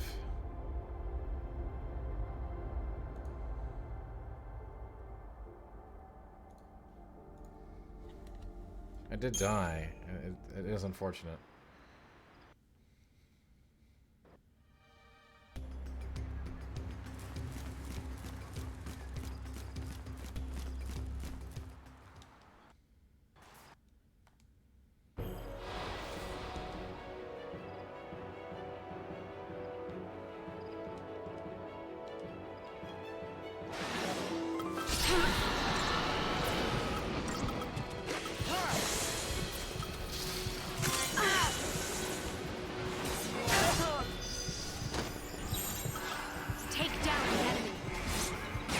Rolling. I don't think you can.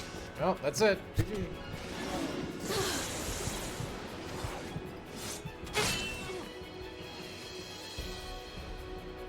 Just like that.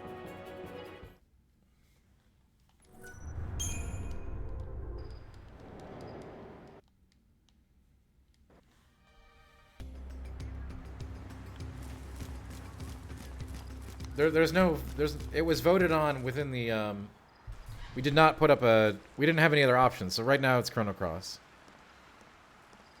There's no, like, between X and Y currently.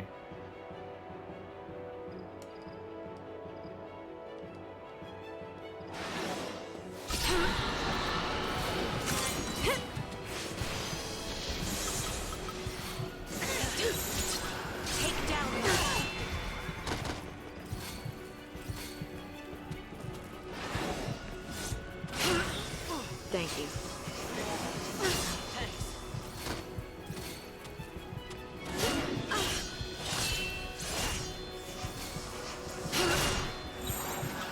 I don't know what that is. Thanks.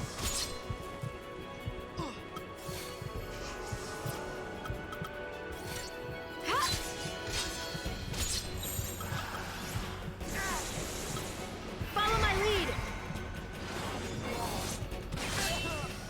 We have to use it or he dies. It sucks.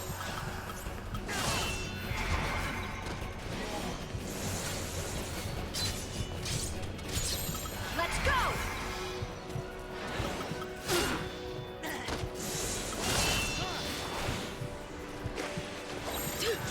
Follow my lead.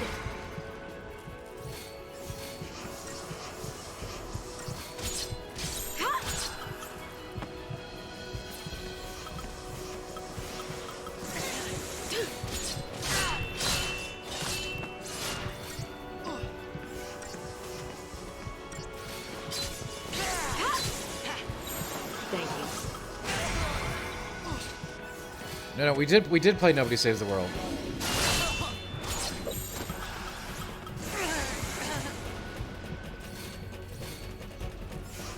Well, he died again. I don't... Oh my gosh, we're gonna have to get really big.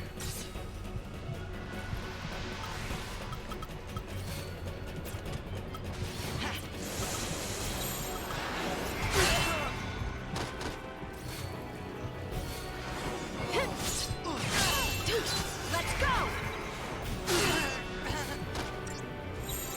Well, the thing is just for Chrono Cross, just FYI.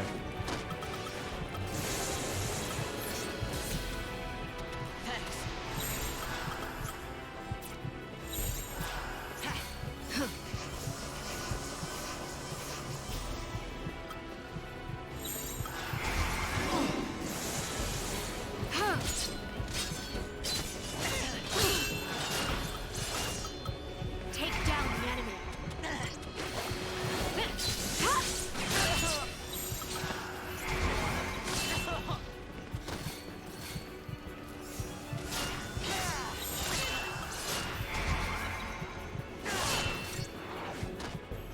He does, Pratt. He's a big meanie.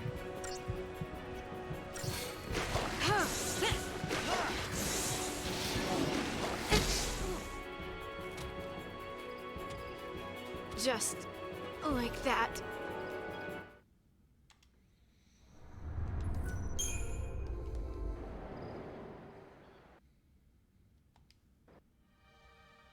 Yes, that's right, Barry, yeah. I have no idea what you're talking about, Rich. Oh, yeah, you're talking about the... He's not... Okay, go hit some trees near that area, Rich. He's hiding in a tree.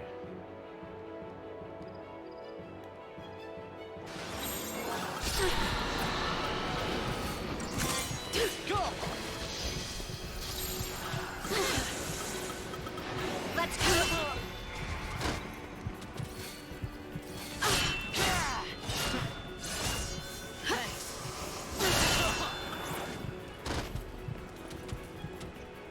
I understand the fight completely.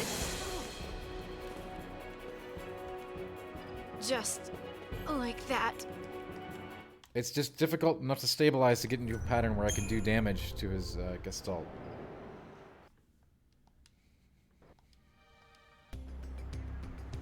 He can one-shot my characters at times.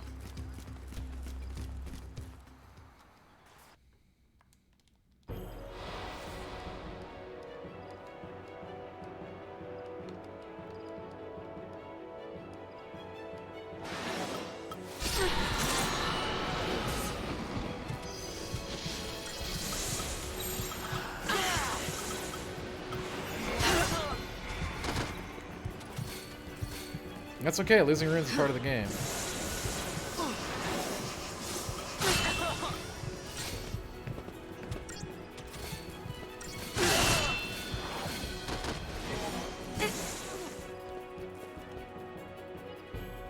Just like that.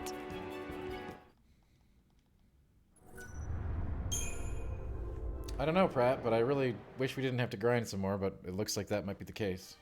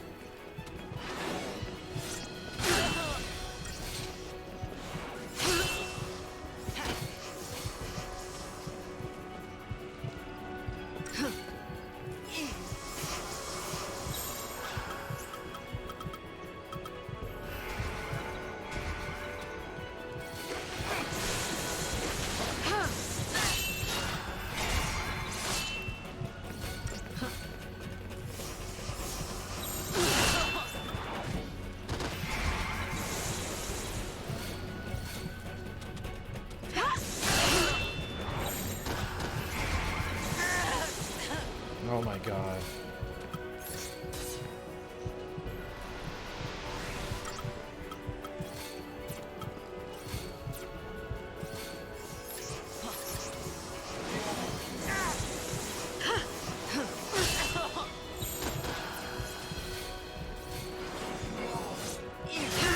Yeah, we're fighting one right now.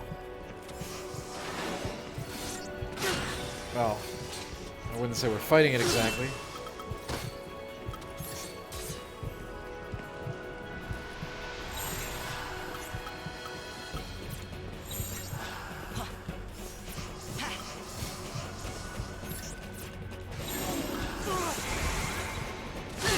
Yeah, that's okay, Rich. You are under no obligation to be here at any time. Follow my lead.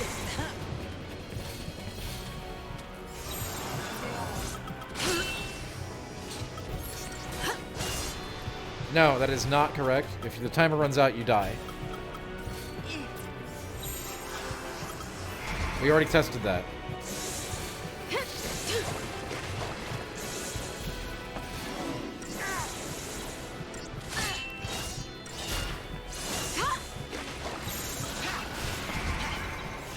Barry, I understand what the goal is here. I appreciate the reminder.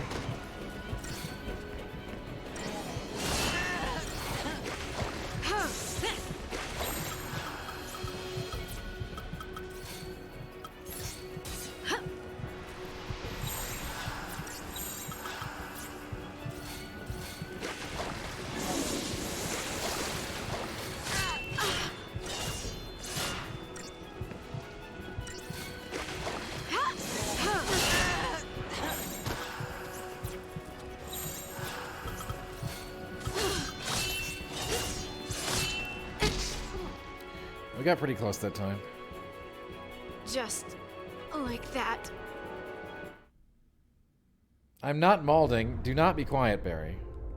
I encourage you to, I mean, we're just dying over and over. There's nothing better to do than talk each other, so go ahead. It is not like Stagger Rich. It's just a health bar. When you fill up the Gestalt bar, you win. Why they have that instead of just reducing life points? I don't know. It's supposed to be cool because it's different. Instead of depleting a bar, you raise a bar. Very big brain stuff here.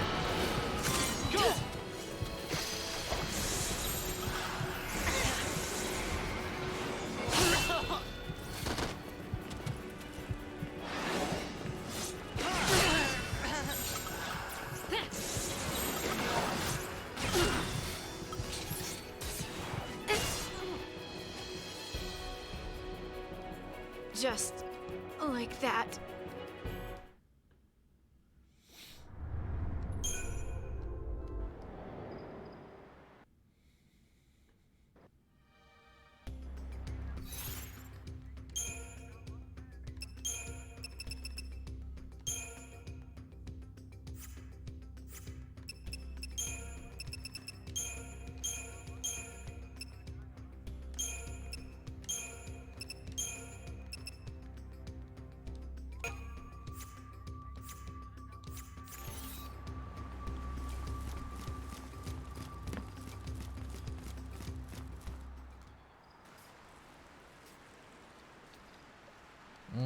Interesting, Rich. Interesting.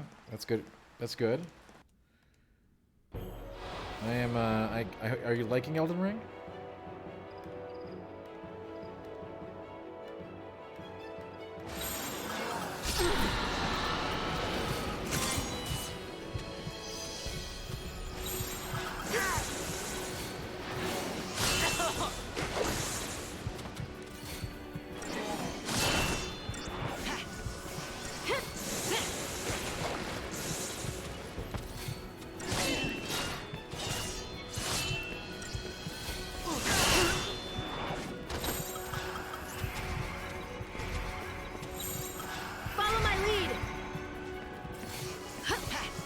You learned some things that had you shaking your head, like what?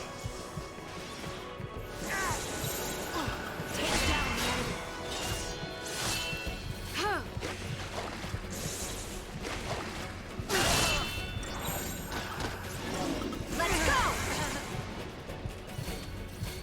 mean, he just kills everything in like one hit. It's absurd.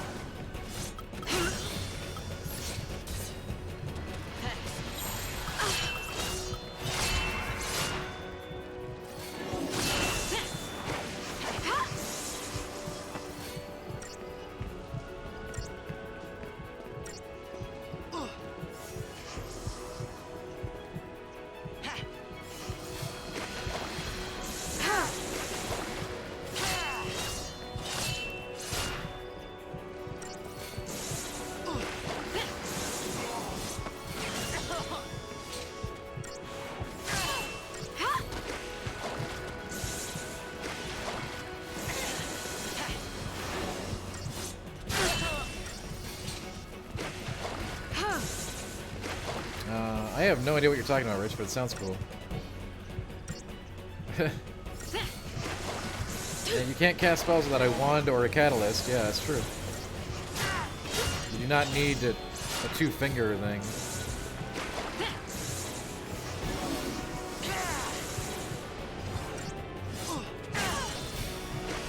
Depending on what you're casting, you'll need a different item.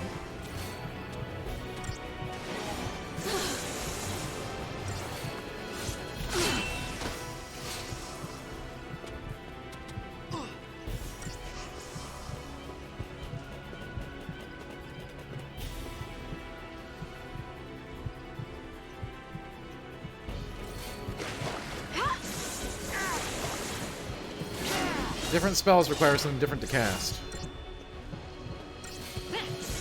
Yeah, if you need that's a different item than a staff. Obviously, you need a faith-based item to cast with that. They're all over the place.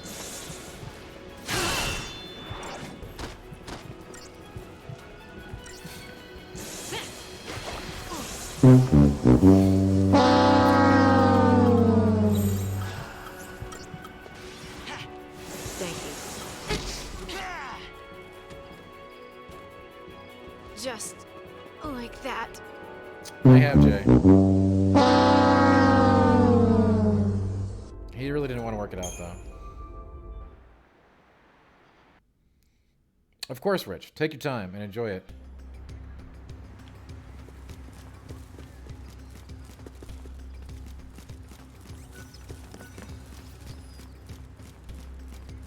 Hey, no one said it was going to be easy, Pretend this one.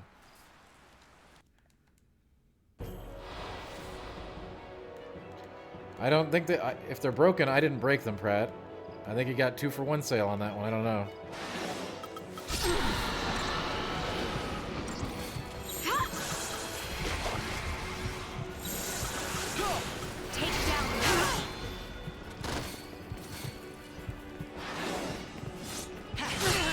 Yeah, running out, that was fine.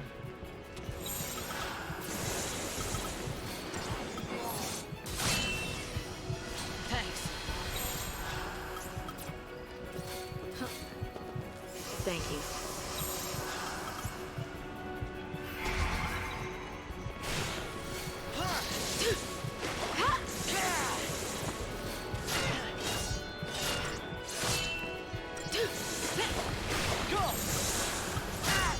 Follow my lead.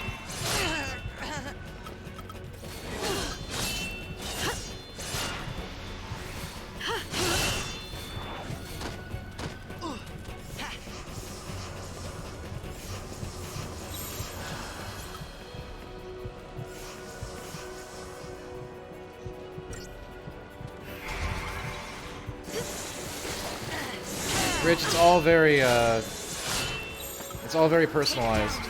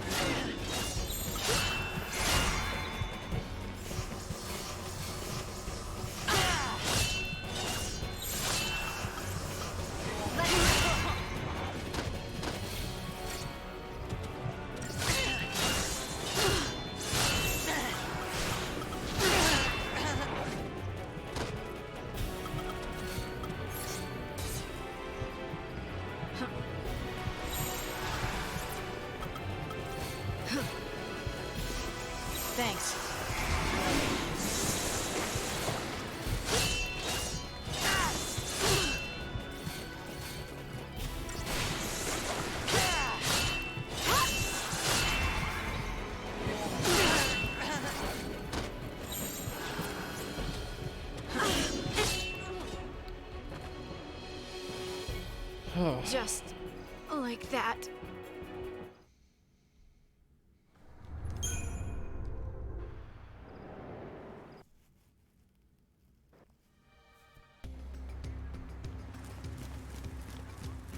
It's different on each, obviously, like with a lot of other PC games, it's very differential based on your hardware. No, definitely not harder than Millennia. I mean, I guess harder in a different way, right? Maybe. I'd say no. I haven't spent hours on him yet, so no. The answer is definitively no.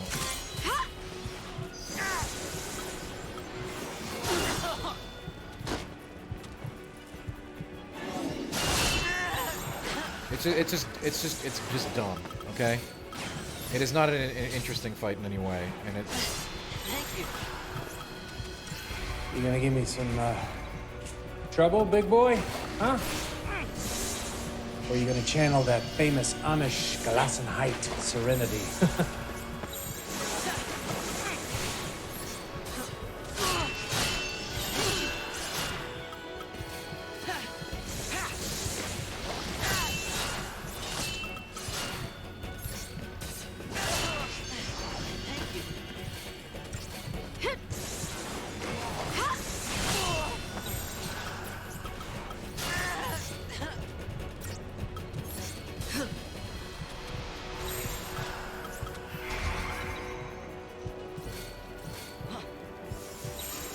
Let's go! Brad, I don't think that's it.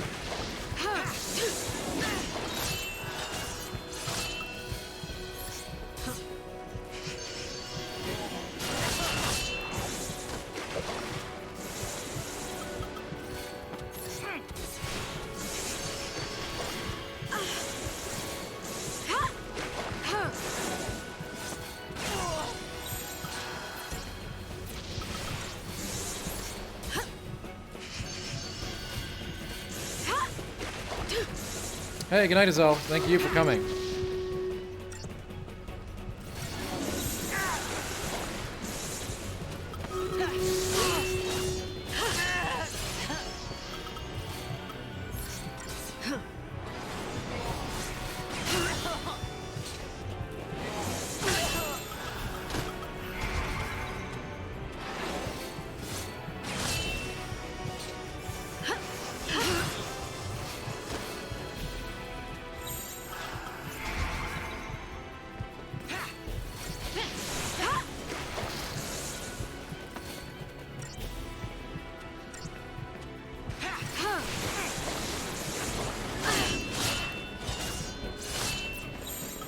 Take down the enemy.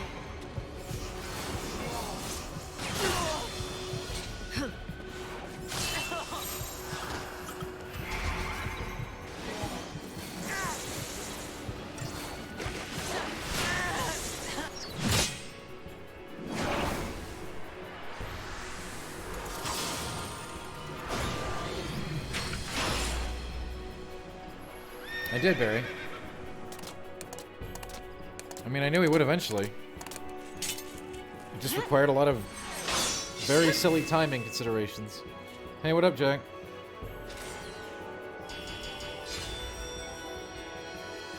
Backseating is fine. Do you see no backseating on there? Backseating is A-okay. Lightning. Whoa. Your brand looks different. Was that an Eidolon? Like Lasican summon? Crombie, we're all trying to have a good time here. Jumbo. Rich, we have an Elden Ring channel in Discord that will help you out with whatever you like. That is ridiculous, Jack. Hilarious, even. Really in your way?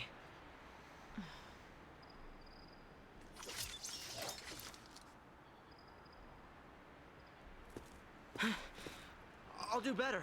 I'll try harder. We'll toughen you up. Rich, we have an entire channel dedicated to exactly that. You should go and say hi in there. I'm On Discord, sorry we have an Elden Ring channel with about tons of stuff in it.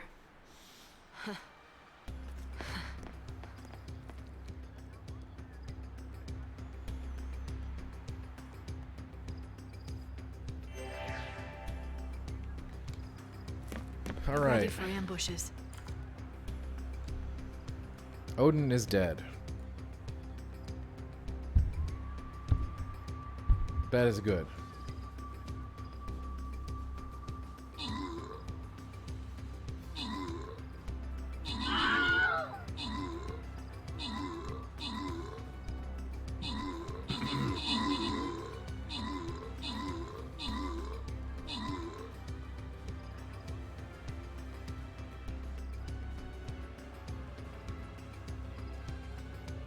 I think we can do one more tonight.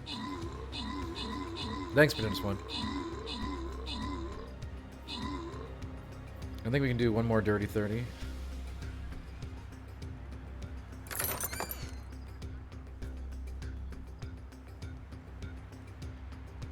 Top Gun. Rich, go join the Discord channel. There's Elden Ring information in it. Lots of people will help you there. Including me.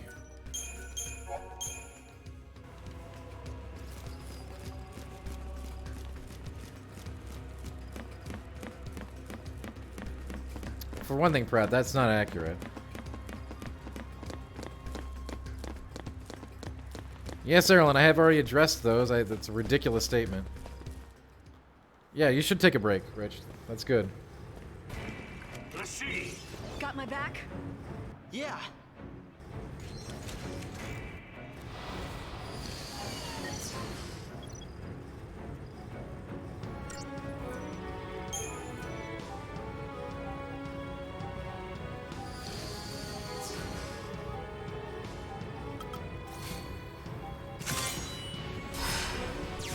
Odin.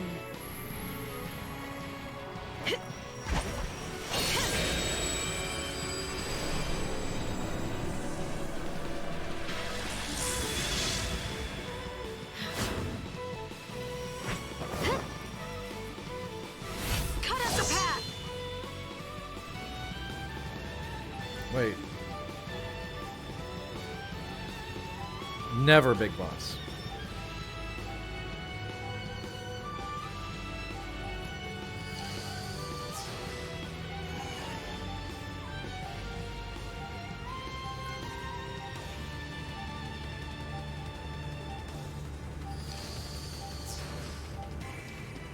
What in God's name is this system?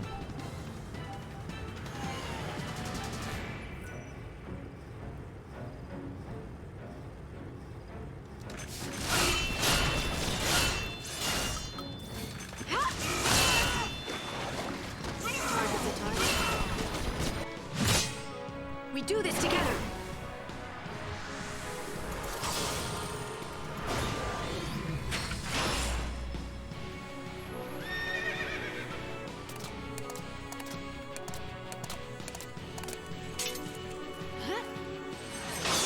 Let's ride. Control is slightly different. Wait, what the hell?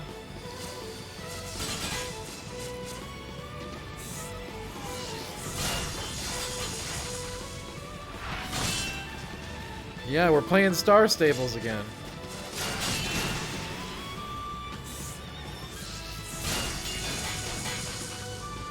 The storm is here.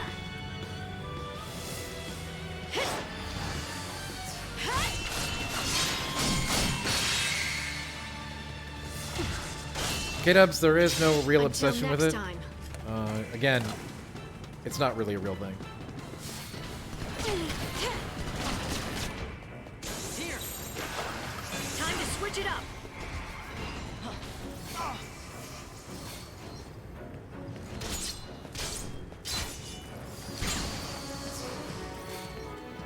Come on, Light.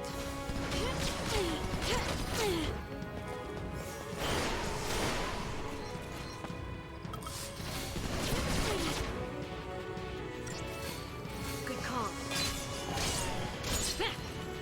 Here.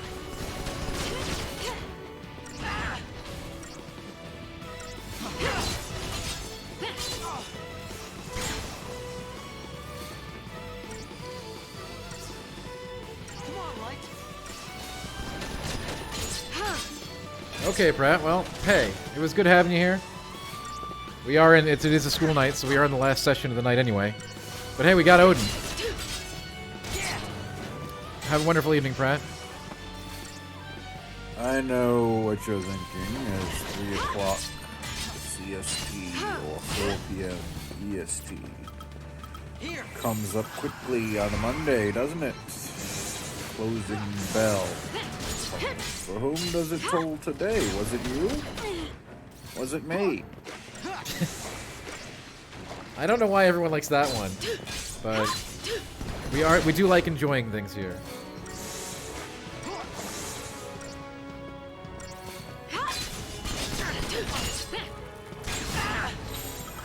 Follow my lead.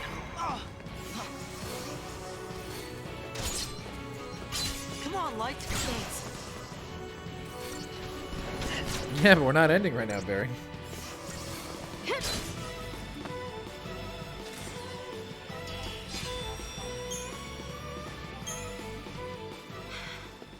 We'll stop here. Pratt is heading out, that's Sorry. true. Don't The closing sweat. bell.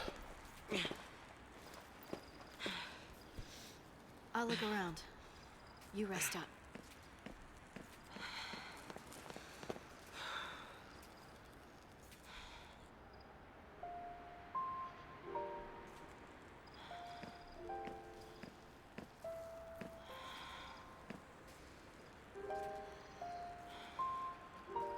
This game needs more terriers, I think.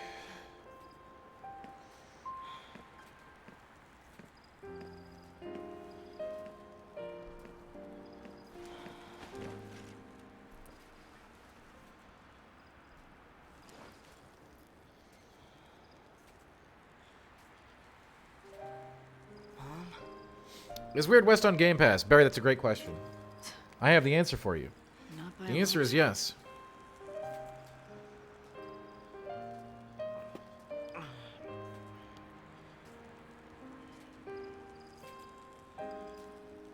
You could be enjoying it as early as today.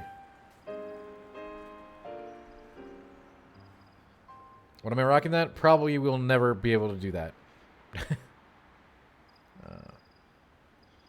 No plans to at this time.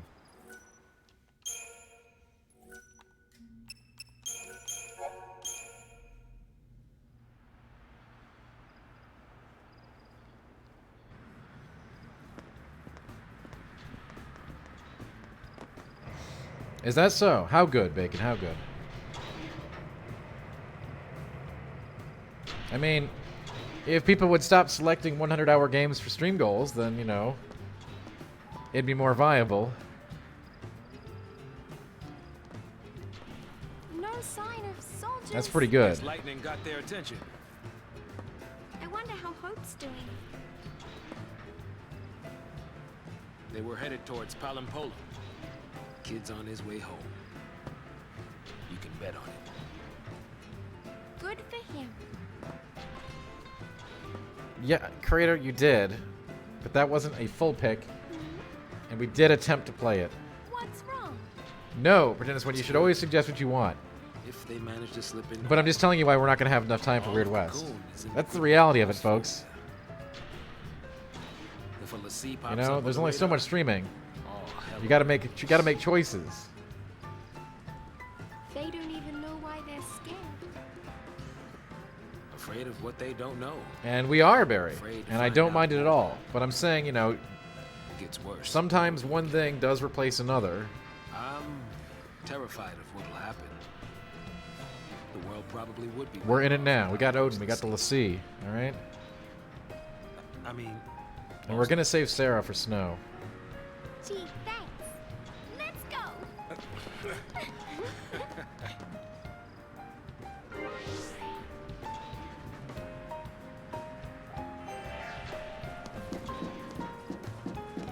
Robots must have built all this. God, we just lost everything we worked for.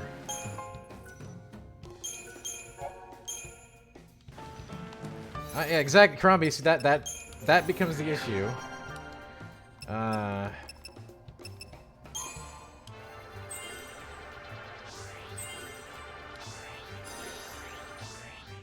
I know, and again, If I had 24 hours a day to stream, that's a different story.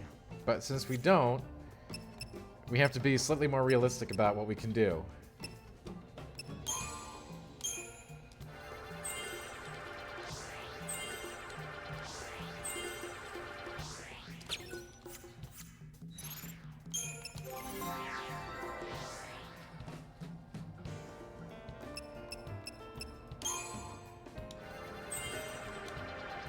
That is not great to hear, K-Dubs, but hey, maybe I'll get lucky.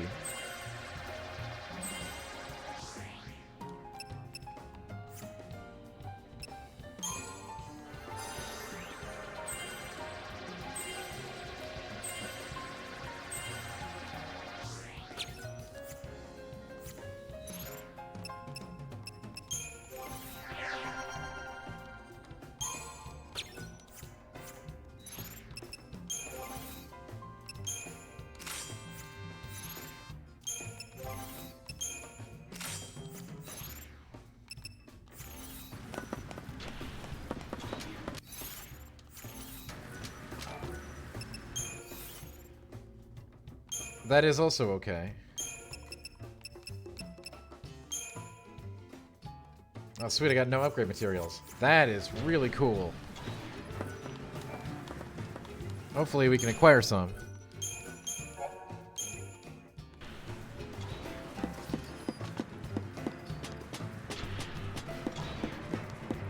Don't worry, Saz.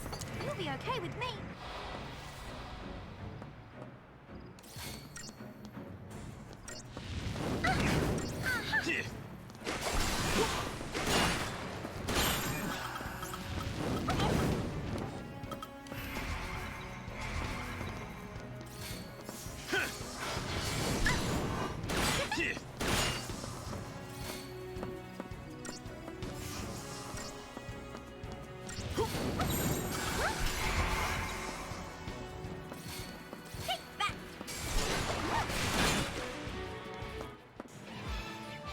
Yeah, we're playing it as it's meant to be played, you know?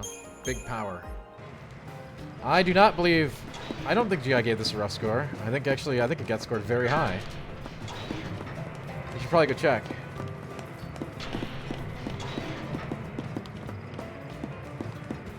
I did not score this game.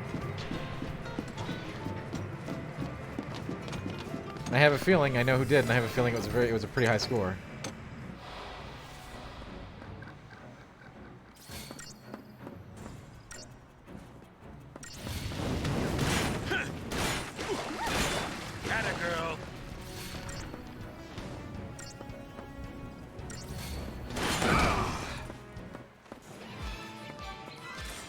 Certainly an interesting fight.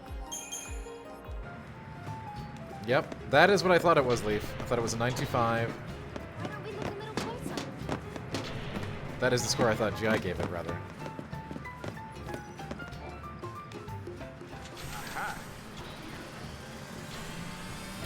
And you know, scores are just opinions. At the end of the day. Nothing to it. Hooray, Saz! That was the easiest 10 I could ever give, Big Boss.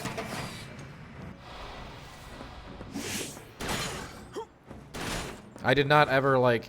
I did not have to wrestle with that one for a second.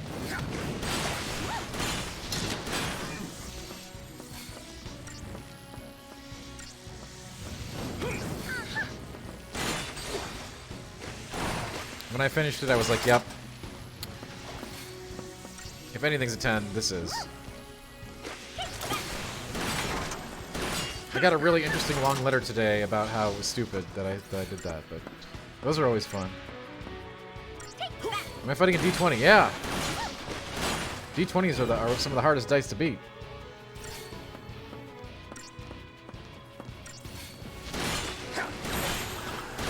We got this.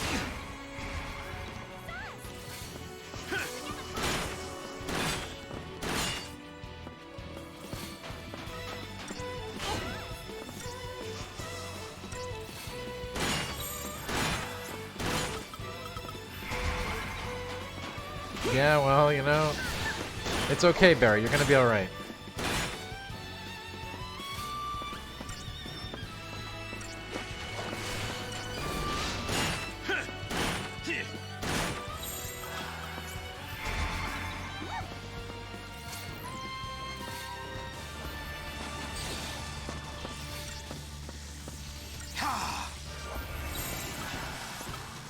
Watch and learn, kid.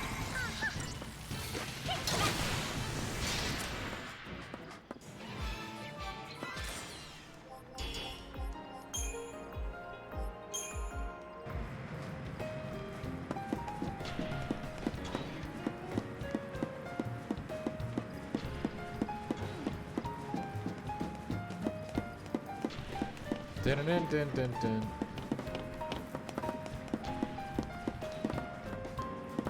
You know, D20s were one of the most dangerous enemies. You also gave Game of the Year. Yeah, we did. Believe me, that one got very, very violent. No, perhaps that's not the right word to use. That was a extremely spirited discussion.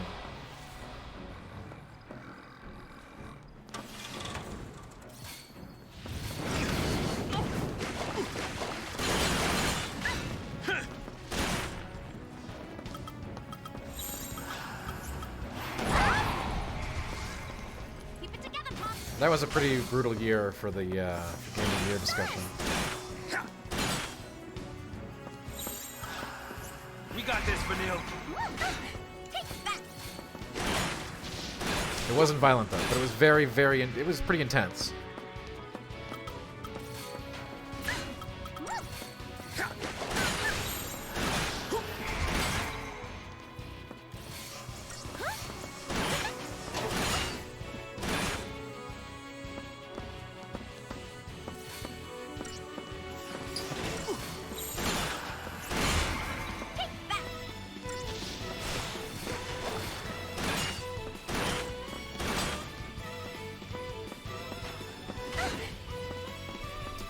You know, yeah, that was one of the more intense battles that I think I saw over the years.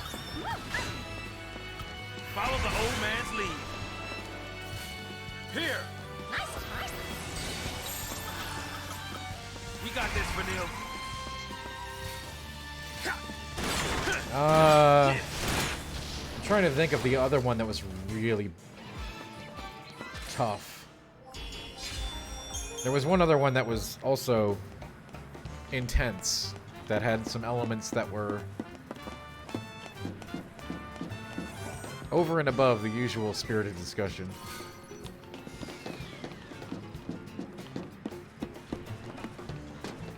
Ice Climbers? What a great game. No, Barry. I think it was the year Destiny came out.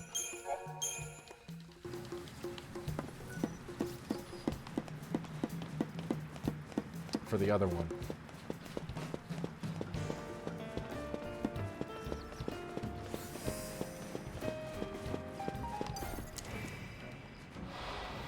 Well, then that would explain that part of it.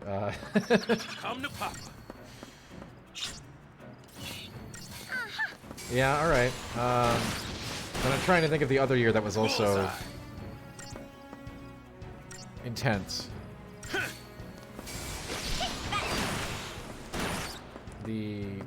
The Dragon Age, Shadows of Mordor, other games conversation was multiple days, and it was very, very spirited. Breath of the Wild 2 doesn't need to do anything except be a great game. Everyone trying to like say that every game needs to be Elden Ring now is exhausting.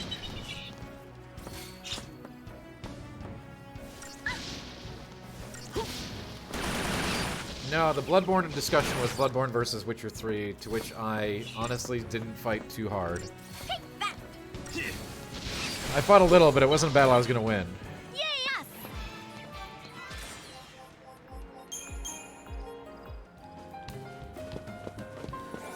I made my arguments knowing that they would not be enough. I know, I agree. Shrouded, you know what? I think I opened my closing... I think I have made my opening statements along those lines. Something like, Look at that. you know, if Witcher 3 ends up winning, I'm not really upset because it's also an awesome game. But we should give it to Bloodborne. I think that was my opening marks before we began spirited debate. Can't we just talk this over? I would love Zelda to certainly go back to traditional dungeons. I think they're, for Breath of the Wild as a series, for Breath of the Wild as a Zelda franchise in a franchise, I think it makes sense for that to stay open world. I'm trying to think of the other year, though, for chat that was as intense as 2014, but it's not. I'm not bringing it. It wasn't the Witcher Bloodborne commentary. Like I said, if it's gonna lose to a game, I'm okay with it losing to Witcher 3. Way to go, Zaz! Now that one was not a battle. Okay, that was mostly because I don't think we were in office for that one. Things are less heated when you're doing it over, like, you know, voice comms and Zoom. Certainly I advocated very hard for Hades. But I think that was... yeah.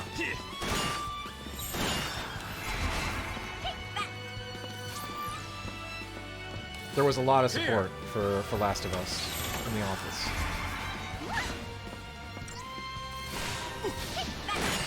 So that one was a pretty... it was a pretty good discussion. It wasn't nearly as spicy as, say, 2014. The old man still got it.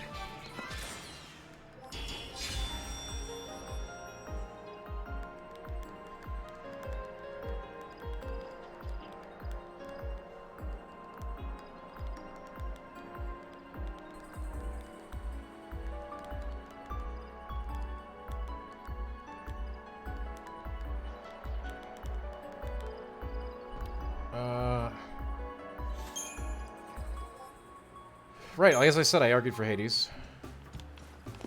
I really did not have the support, though, I would have needed.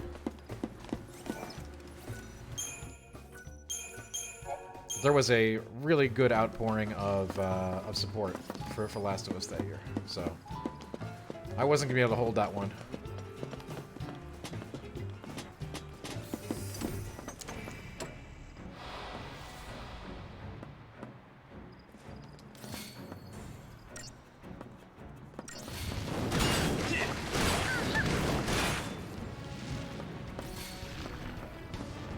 We're talking about part 2 because, I mean,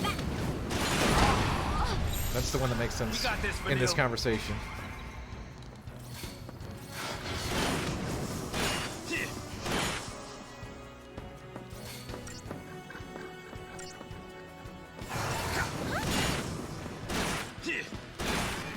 I'm sure we'll figure out. We can figure out which other year was the spicy one. But let me tell you, 2014 was extremely spicy.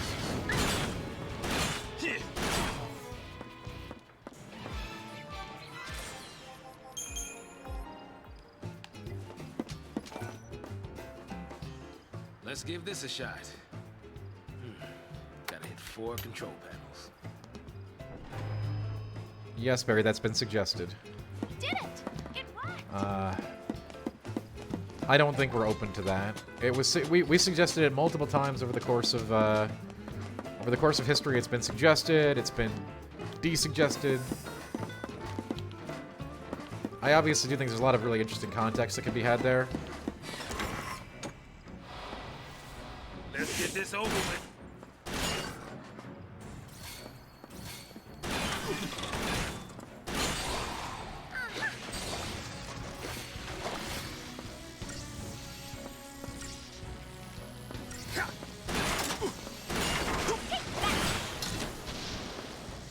Those are really long meetings. Like, those generally are like 8-hour days of discussion of various Game of the Year topics.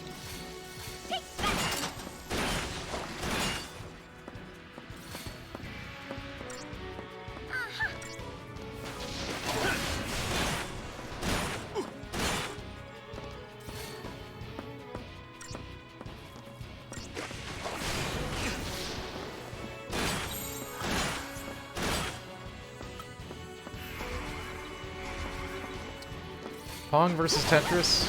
I don't think that would have been a very big debate for Tetris 1. I mean, Tetris wins easily.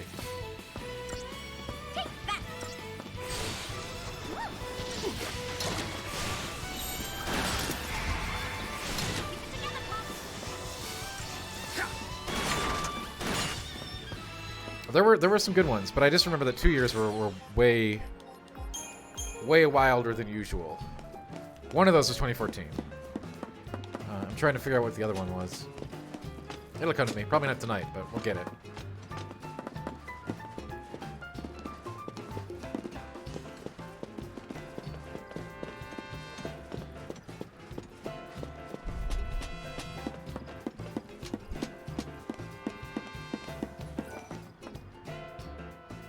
Pulse machines can't be that different.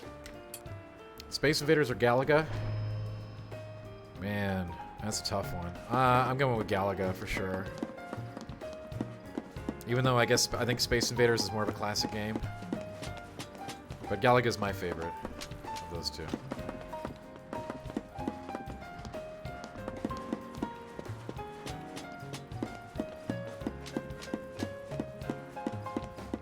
Hey, I do like it how we do our own lists too at GI, you know? So, you know, my top 10 doesn't have to be GI's top 10, nor does anybody else's.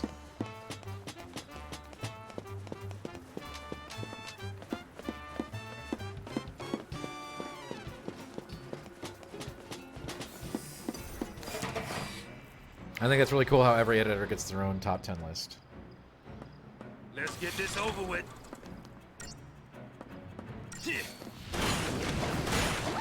Yes, so pretend it's when there is a group project where you're part of the group. That's right. For the core list at GI, yes. Yeah, it's about a week. It's about a week of 8-hour meetings each day. Yeah.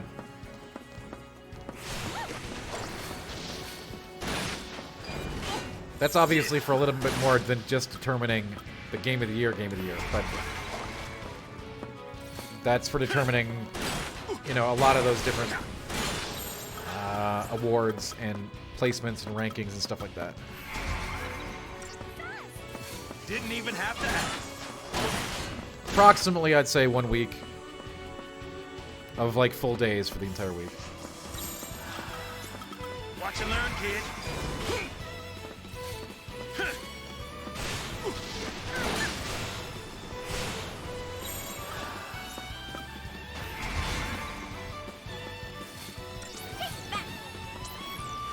Galaga's really good.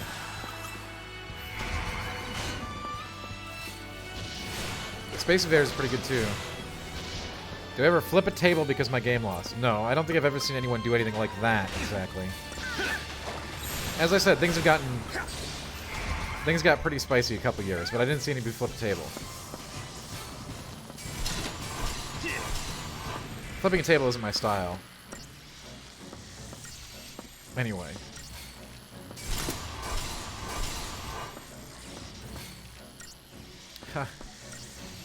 Big Boss again. I no chairs were thrown. That'd be a problem.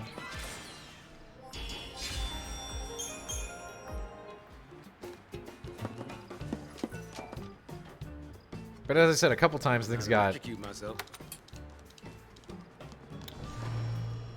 a little more intense than you'd expect. Is what we'll go with.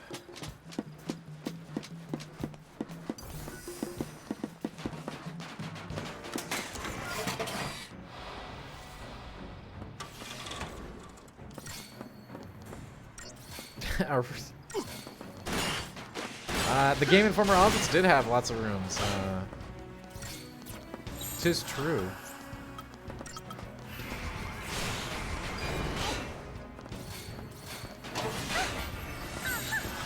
We got this, Vanille. Wait, I don't. Why would you need any of that stuff? I don't recall anything like this. No.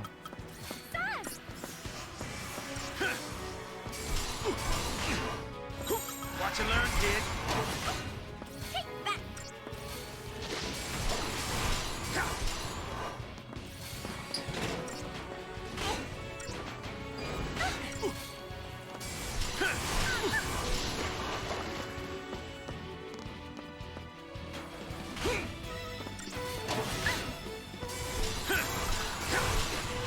We got this, Vanille.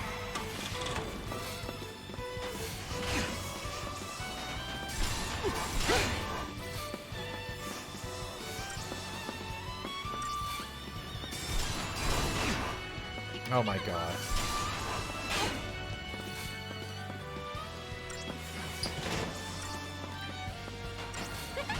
Annoying robots.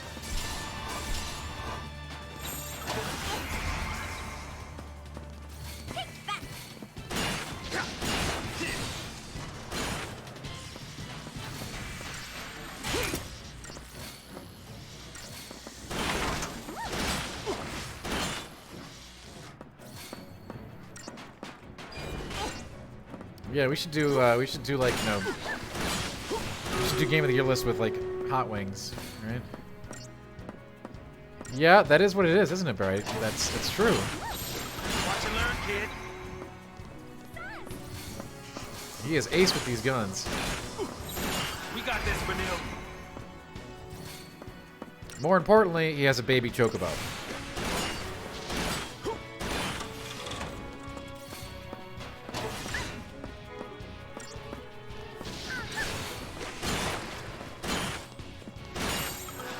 Follow the old man's lead.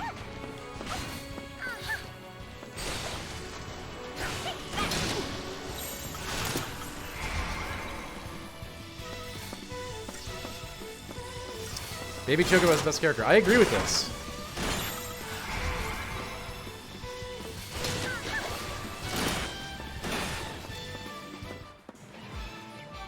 I actually agree with that statement.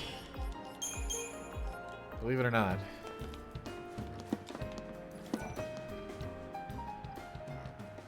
I hope the wires aren't fried. Aha! It's alive! Way to go! We did it! Now we have to fight Odin again. Wait, no. No.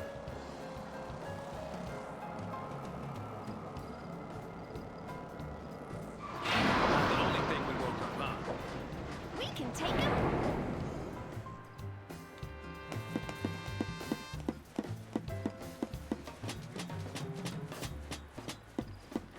Alright, folks. We are wrapping things up for the night. Powering other machines, huh? I hope you enjoyed our wonderful attempts against Odin. We beat him. The adventure continues. Same bat time, same bat channel tomorrow. Thank you all for coming. Let's get a nice little stream right here to cap off the evening. Thanks for dropping the units.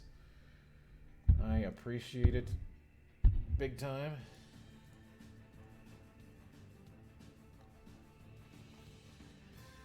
I don't know, Zeno. What was 2019?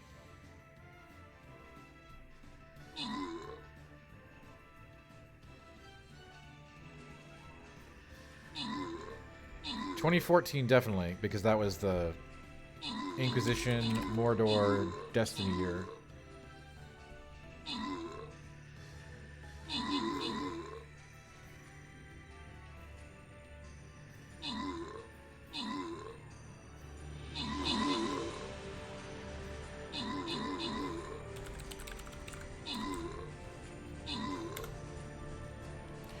Alright, y'all.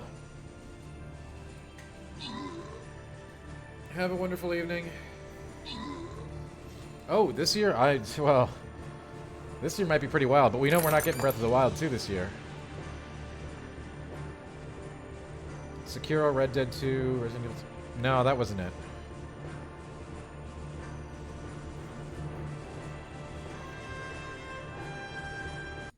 That was not the other fiery year.